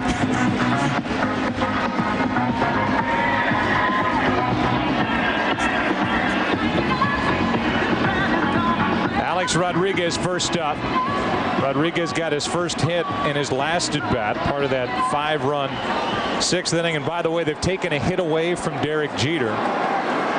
Back in the 3rd inning on that bunt, they ruled it, and I think correctly so, now a sacrifice fielder's choice. Take a hit away for Jeter. He's now 2 out of 3 on the day instead of 3 out of 4, and that means that Weaver went 5 2/3, 6 runs on 9 hits, not 10.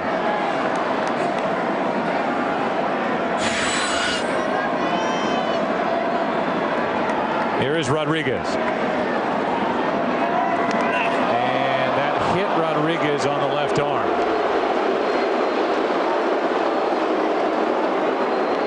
And that hurt. If it didn't, Rodriguez would go right to first base. But he goes right to the trainer, Gene Monahan, and Joe Torre. Hit off that padding, the elbow pad that he wears on his left elbow. And he'll start this bottom of the 7th. At first base, and Monahan will give it a look. Obviously, there is a crease in that elbow pad that they had. The crease is for the flexibility in the left arm. So what could have happened, it hit in the crease. If you've ever been hit right above the elbow, that nerve center there is excruciating, and that's where it was, right above the elbow. And it could have been in that crease. Otherwise, the protection that A-Rod had on the elbow would have prevented that from hurting. Now Giambi went on, nobody out. Giambi's walked twice and popped up.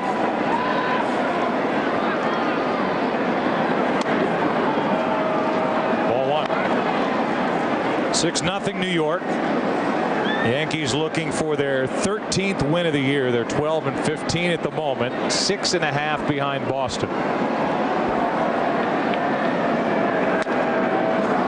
Boston Red Sox, Tim, seem to be proving just about every day. Wakefield, the latest strong start, proving that their pitching is going to carry them here in 2007 as they enjoy a nice lead in the AL East. You can envision a season for the Red Sox where they have as deep a starting pitching perhaps as that franchise has ever had.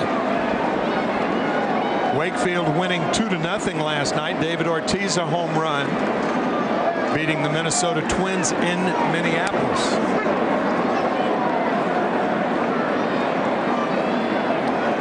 Three and 1 now on Giambi.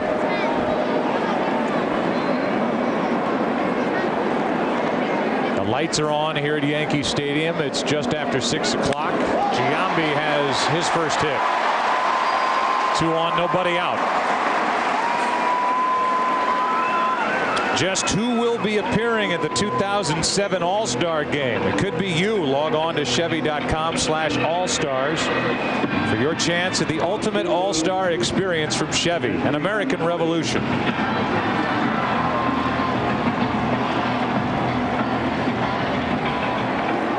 Pinch runner now as Joe Torre will add to his defense. Josh Phelps will come in and run at first for Giambi. Get more speed on the bases, but all thoughts are right now, I'm sure, with a 6-0 lead on what's happening defensively for the Yankees, as Wong and the guys behind him have put together a perfect afternoon. It's one of those situations that if you're at any ballpark, you want to be on the opposite side of the dugout. Here at Yankee Stadium, you want to be on left field, the left field side of the dugout, because you can look in and peer in and see Chien-Ming Wong and see the distance that his teammates are separated from him. Only the 4th pitcher in Major League history from Taiwan, and he has gone 7 perfect. 2-1 now on Matsui, who made a nice catch in left center field in the top half of this 7th, and then the big drama was a 3-0 count on Ibanez that Wong was able to come back and strike him out.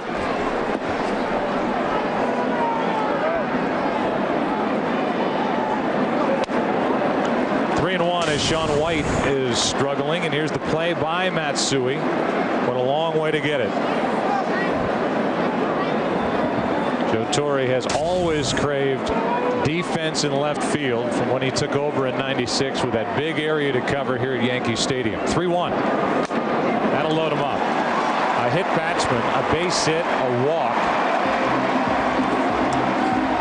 And the bases are loaded with nobody out for Jorge Posada.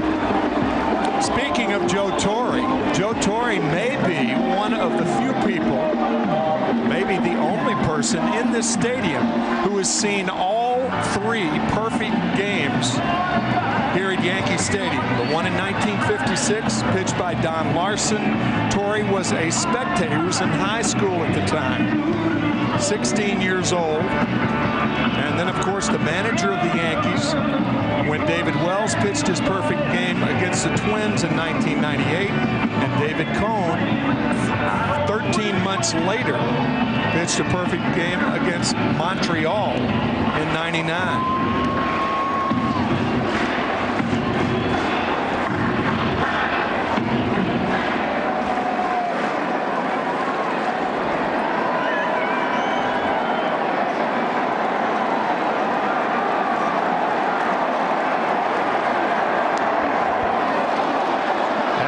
Away, but not far enough. Joe, we were talking between innings, and maybe, just maybe, Bob Shepard was in the stadium at the time also.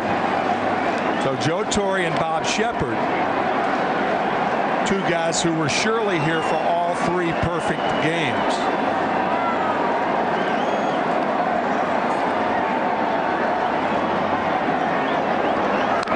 Posada fouls at 1 ball, 1 strike.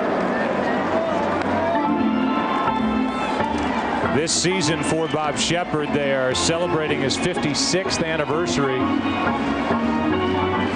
as the voice here at Yankee Stadium for this franchise. Posada fights it off, foul ball.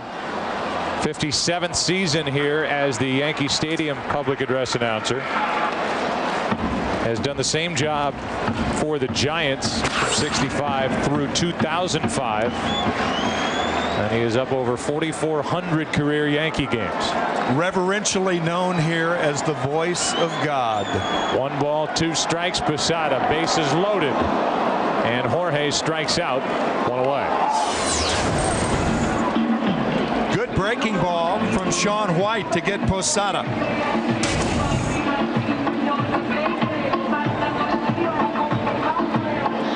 Here's Robinson Cano, who is 0 for 3 and has struck out twice. Robinson Cano. For the Mariners in the 8th inning.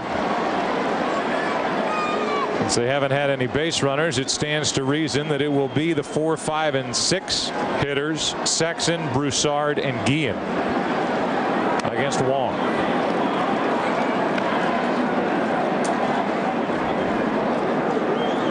Cano takes ball 1. Rodriguez, Phelps running for Giambi, and Matsui. Strike 1.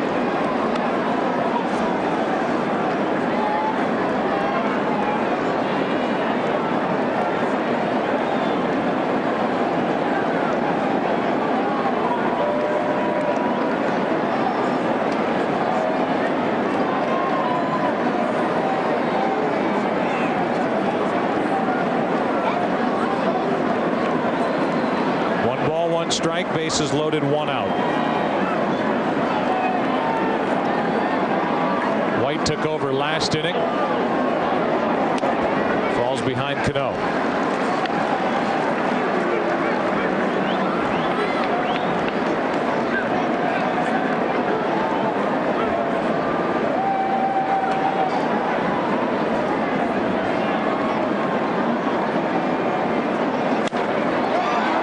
Hits into left field. Long run for Ibanez. He's there. Tagging and scoring is Rodriguez. It's 7-0 New York.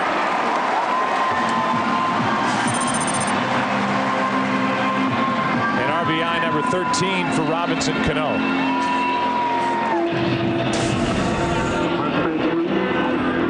Cano gets it deep enough to score Alex Rodriguez. Here's a game, you know, that normally with the 7-run lead, you might think about removing Rodriguez for defense, but with the perfect game going, there's no way. We're going to keep everything the way it has been. Minkiewicz pops it up. Shallow center. Shortstop Betancourt puts it away, and the inning is over. The Yankees get one, lead 7-0. Back to work, Chin-Ming Wong. Right now, here's Jeannie Zelasco with a DirecTV game break.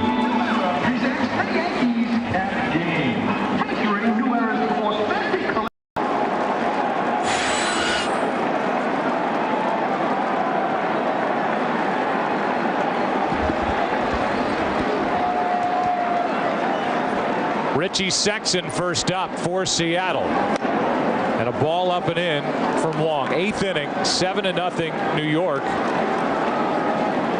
But no base runners so far for the Mariners. Sexton has struck out, fly to right.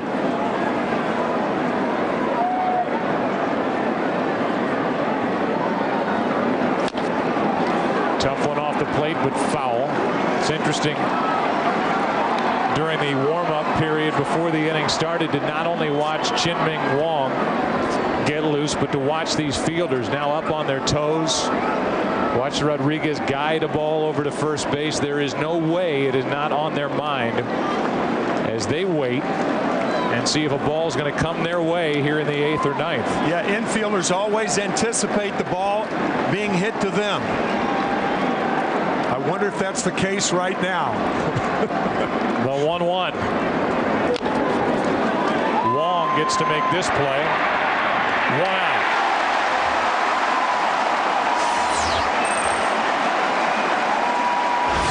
We go back in time and flash back to David Wells getting Mears and a fly ball to right. Paul O'Neill making the catch and the perfect game in '98. And then 1999, David Cohn getting the pop-up to Brocious, and the 3rd perfect game in Yankee history. The first one belongs to Don Larson. Game 5 of the 1956 World Series over Brooklyn. Strike 1 to Broussard. Yogi Berra, the catcher.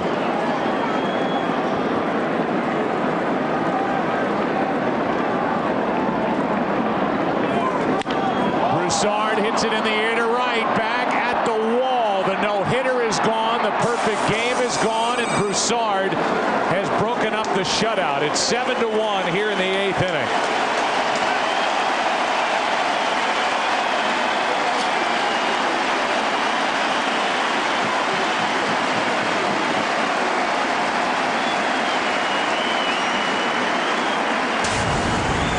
Broussard hits his 2nd home run of the season.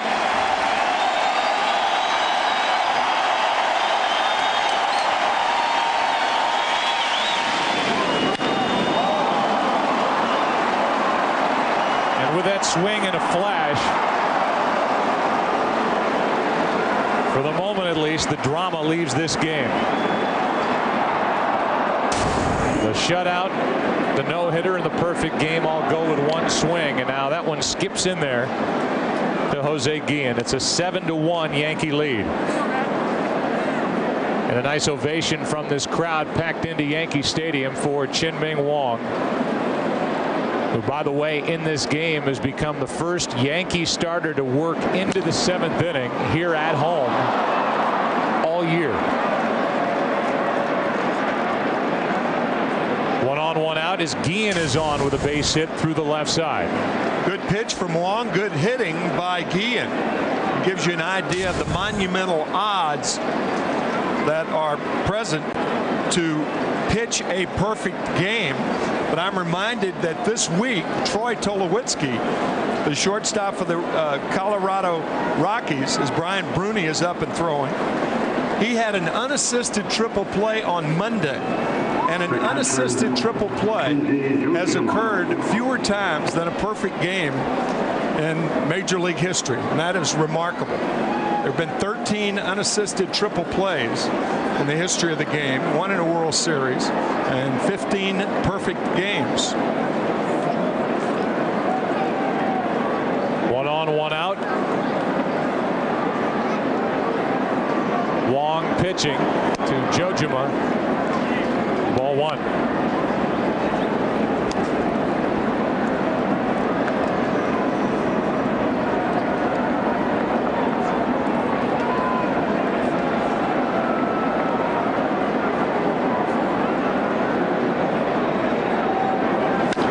That is foul. 1 ball, 1 strike.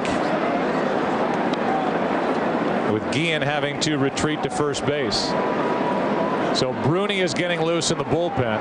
Wong has worked into the 8th inning and recorded an out, 5 outs away from a perfect game. And he gave up the home run to Broussard.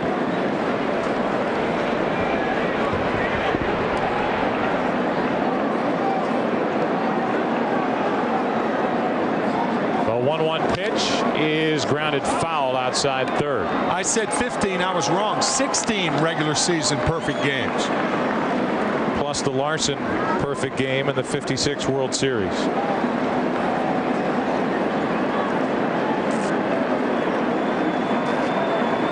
One ball, 2 strikes, 1 on, 1 out. And Jojima, who has grounded back to Wong and fouled out, trying to get a rally started for the Mariners. And we're down now by 6. Still 1 and 2.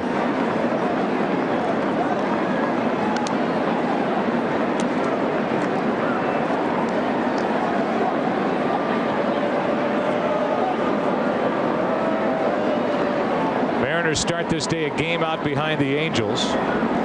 Seattle has not been to the postseason since 2001.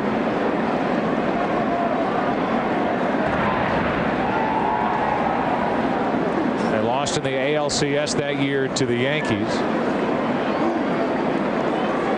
That year the Yankees lost in the World Series to the Diamondbacks. Their last championship, 2000. Jojima grounds 1 to Cano, on to Jeter and on to first. A 4-6-3 double play. So history not made, but for the Yankees, a strong, fantastic start from Chien-Ming Wong, who leads up by 6 in the 8th.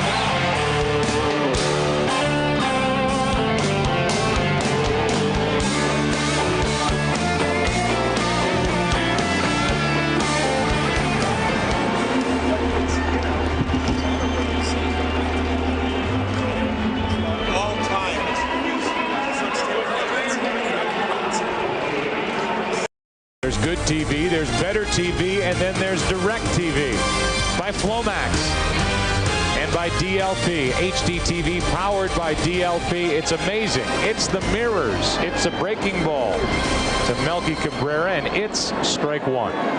Bottom of the 8th inning, 7-1 New York out in front. Cabrera 0-2. Melky is 1 for 3 with a single. He has walked, home a run. Did that with the bases loaded back in the 5-run 6th inning against Jeff Weaver. Slashed it foul and almost caught a piece of Larry Boa, the third base coach for Joe Torre. San Francisco hanging on to a 1-run lead at home over Philly. San Francisco starts the day a game and a half out behind the Dodgers in the NL West, and Philadelphia's been a little better of late. They're only 3 games under 500 now, 5.5 out behind Atlanta and New York, who start the day tied. Florida 4 out. Washington 9 wins on the season, the lowest total in the big leagues. How about the New York Mets and John Maine, 5-0. That's up the middle. Cabrera has his second hit of the day.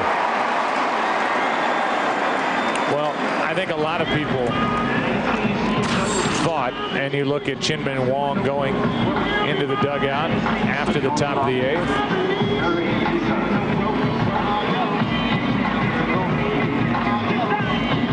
And a nice job from his manager, Joe Torre. Ron Guidry is pitching coach, 103 pitches. And setting the chance at history aside, it's just good for the Yankees and their perspective to see a starting pitcher go deep into a game. Right. This bullpen has been ripped through so far this season by Joe Torre because the starting pitching has been very poor, averaging only 4.83 innings per start. That is the lowest number in the big leagues. Despite all the money that's thrown around here with the Yankees, they are having a tough time finding guys who can pitch. Both in the rotation and now in the bullpen, which has been just decked. Strike 2 on Jeter, who has 2 hits today.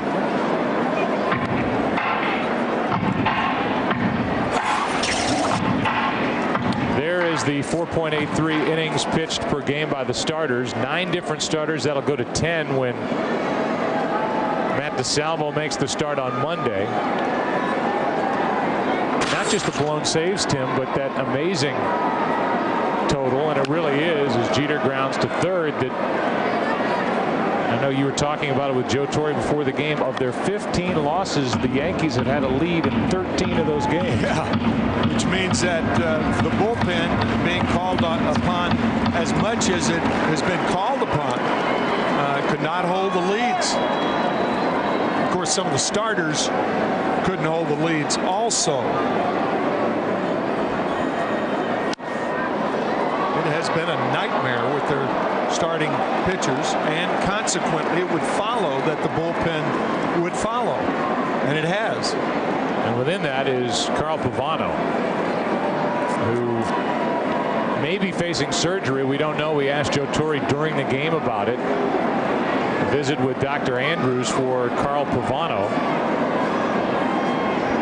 who signed the big contract and just has not been healthy for 2 years. Jeter takes that pitch that was up and lines it into left. First 2 are on here in the 8th inning for New York. Derek Jeter saying, "Hi, Hanger." So Jeter's eyes lit up. Right fielder Bobby Abreu. And now it's 2 on with nobody out for Abreu, who is 1 for 3. The sac fly made the final out in that 5-run 6th.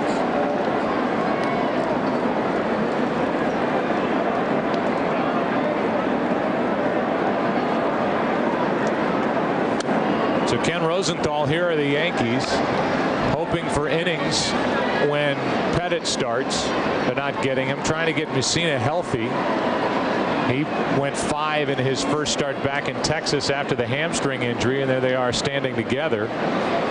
Wong is clearly the ace of this staff, but then it's Rasner and DeSalvo coming up, and the question, Ken, is who's out there for the Yankees if they want to try and explore adding somebody at this time of the year? Right now, Joe, it is really difficult. They've been calling around. Brian Cashman's been working the phones diligently, but there's precious little starting pitching available. Teams just don't want to part with it right now. They called the Indians, for instance, about Paul Bird this week, but the Indians just lost Jake Westbrook for 3 to 5 weeks. They're not going to trade Paul Bird until Westbrook is healthy. The Phillies are in a similar kind of position.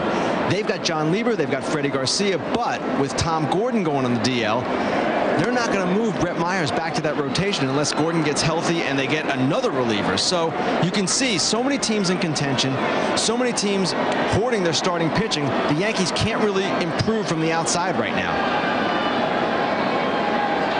It's 3 balls and a strike on Abreu, 2 on with nobody out. On the inside corner, a full count.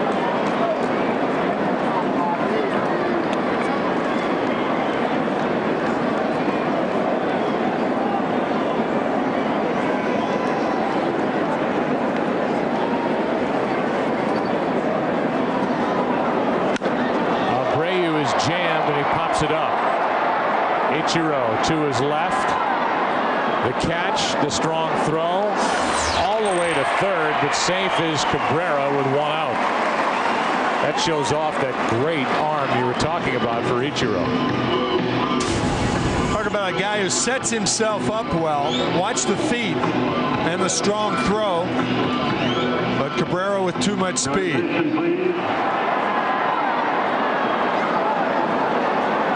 Alex Rodriguez was hit on the left elbow.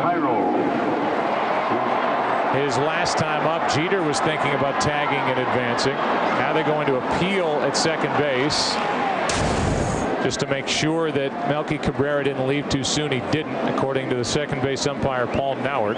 Miguel Cairo is going to come off the bench and bat for Rodriguez. And Rodriguez will end the day 1 for 3, hit by a pitch, scored 2 runs, and we'll check it. It was close, but it looked like Cabrera left at the proper time. Cairo takes a ball down and away. Joe, I'll ask you and Ken, when Major League Baseball's pitching, when is it going to get so bad that they're going to have to do something? It's almost at that point right now, and that's something, in my view, and we've talked about it over the last several years, is to raise the mound back to 15 inches. And I think by doing that, not only will you have more effective pitchers, but you'll have fewer arm injuries. 2-0 the count, now 2-1. To me, it's an easy sell. Raise the arm back, make the slope greater, then you're going to have fewer arm injuries because it's easier for tall pitchers to get the ball down. Now you're trying to have pitchers get the ball down from a flatter surface that there was in 1968. That's when, after the 68 season, the mound was lowered from 15 inches to 10 inches. Well, you're one of the reasons why with Gibson. Yeah, my fault. Candy, have you heard any discussion about trying to level the playing field back toward the pitching and take some of the heat? Because obviously, as Cairo takes a walk to load the bases, this game is so slanted toward the hitters right now that the pitchers need some lifeline. Absolutely right, Joe, but I haven't heard much about raising the mound. That hasn't been a topic of discussion for several years now. The one thing that is a topic of discussion is conditioning. And with Daisuke Matsuzaka coming over, throwing all the time, a lot of people are asking, why don't young American pitchers throw more? Why don't they get in better shape from an arm standpoint? All these guys are breaking down when treated so delicately. How about getting them back where they're throwing more often, throwing in some fashion every day? And one of the things that I remember from when Leo Mazzoni first came to Atlanta was, you know, these are guys, whether it was Maddox, Smoltz, Glavine, that trio there, and there were others that were mixed in along the way, but those guys took the ball every 5th day, and they were a staff of starters that threw all week and rarely missed a start. Rarely. Now, granted, a lot of that was because they had to get back into baseball frame of mind after playing golf all day, but nonetheless, they were not babied in Atlanta, and they answered the bell every time their number came up. 1-0 pitch. Down and away. It's 2-0 now on Phelps, who's getting his first at bat. And now a visit from the pitching coach, Rafael Chavez. Phelps is at the plate. He pinch ran for Giambi in the 7th. Next week, and remember the games, the times are subject to change, so make sure that we say check your local listings. This is our lineup: the Cubs and Phillies in HD, the Angels and Rangers, Tigers and Twins. It's next week, 3:30 Eastern, 12:30 Pacific, with Jeannie, Kevin, and the rotating trio of analysts between Mark Grace, Joe Girardi, and Eric Karros. Bases loaded, 1 out, and a 2-0 count on Phelps. And a shattered bat. Lopez will make the play at first. In to score is Cabrera. And another run for New York. It's 8-1.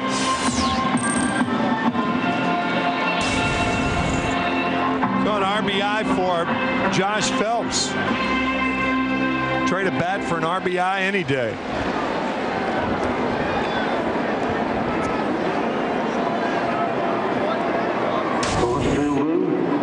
So now second and third, 2 out for Hideki Matsui.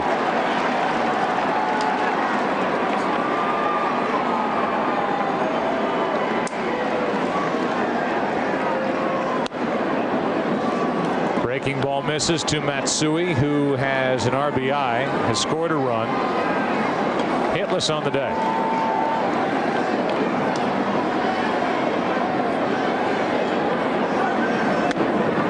Inside corner, 1-1. If Sean White has done nothing else, he has done what the Mariners needed, which was get outs, give innings, and take the heat off their bullpen, which Hargrove had to go through last night in that 15-11 win. And again, they're in a long stretch of games now. Only a couple of off days mixed in, and as they look ahead in their schedule, because of those snow outs in Cleveland and 6 overall postponements, they are going to try and conserve when they can. 2 hops. Lopez takes care of Matsui, who will end the day hitless. And we go to the 9th here at Yankee Stadium. 8-1, New York out in front. Brian Bruni takes over and fires a strike. We welcome in a new audience. White Sox and Angels. Miguel Cairo takes over at third base. You're here for the exciting conclusion to what is now an 8-1 game, but don't be misled by the score. We were all on the edge of our seats for the first 7 1/3 innings when the starter for the Yankees, and if you're a baseball fan, you know how much trouble they've had with their starting rotation here with New York, and we haven't seen many of those on the face of Joe Torre. Chin-Ming Wong had a perfect game through 7 1/3 innings until Ben Broussard hit a home run into right center field to end the drama. Ron Guidry able to relax in the dugout in a 7-run game. A 1-2 pitch from Bruni down and away. If you're just joining us, Weaver made the start for Seattle.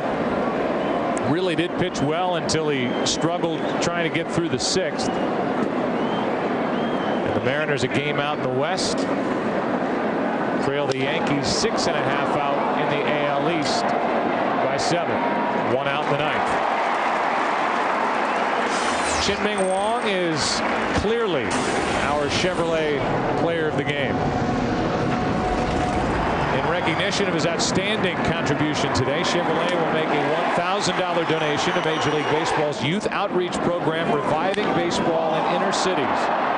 Chevy, an American Revolution, and that was the only run allowed in the first hit and base runner by Chin-Ming Wong, who started the day with questions about the nail on the middle finger on his pitching hand, a horizontal crack. They put a nail on top of it, it held up, and then some. With 1 out, nobody on, an 0-1 pitch. Lopez comes up empty, 0-2.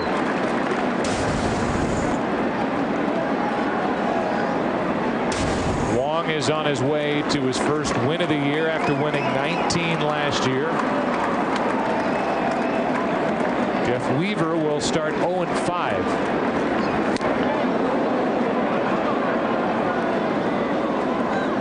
Ball 1 rides up and in, 1-2.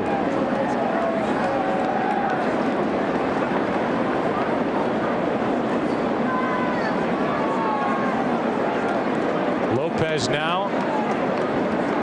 Ichiro on deck. Got him looking, 2 away.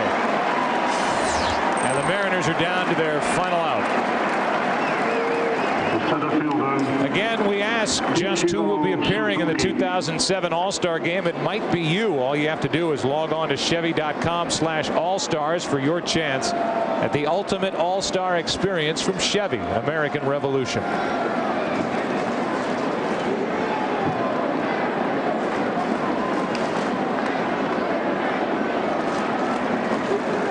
Wong and Bruni will try to end the day facing only 1 over the minimum. Ichiro 0 for 3 on the afternoon. Came in as a career .373 hitter during the month of May.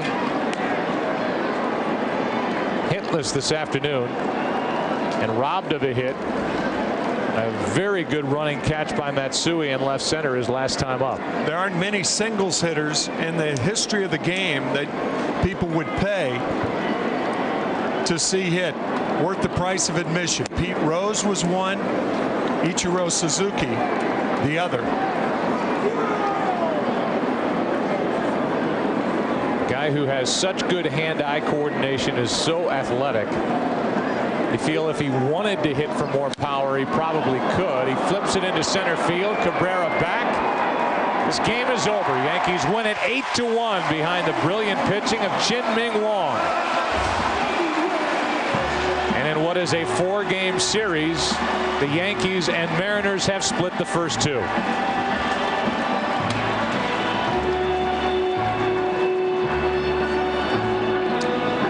So the final 8-1 New York for Tim McCarver and Ken Rosenthal. I'm Joe Buck. That'll do it. For more info on today's game, log on to foxsports.com, powered by MSN. Right now, Jeannie Salasco, Kevin Kennedy, Joe Girardi coming up in the Fox Television Center.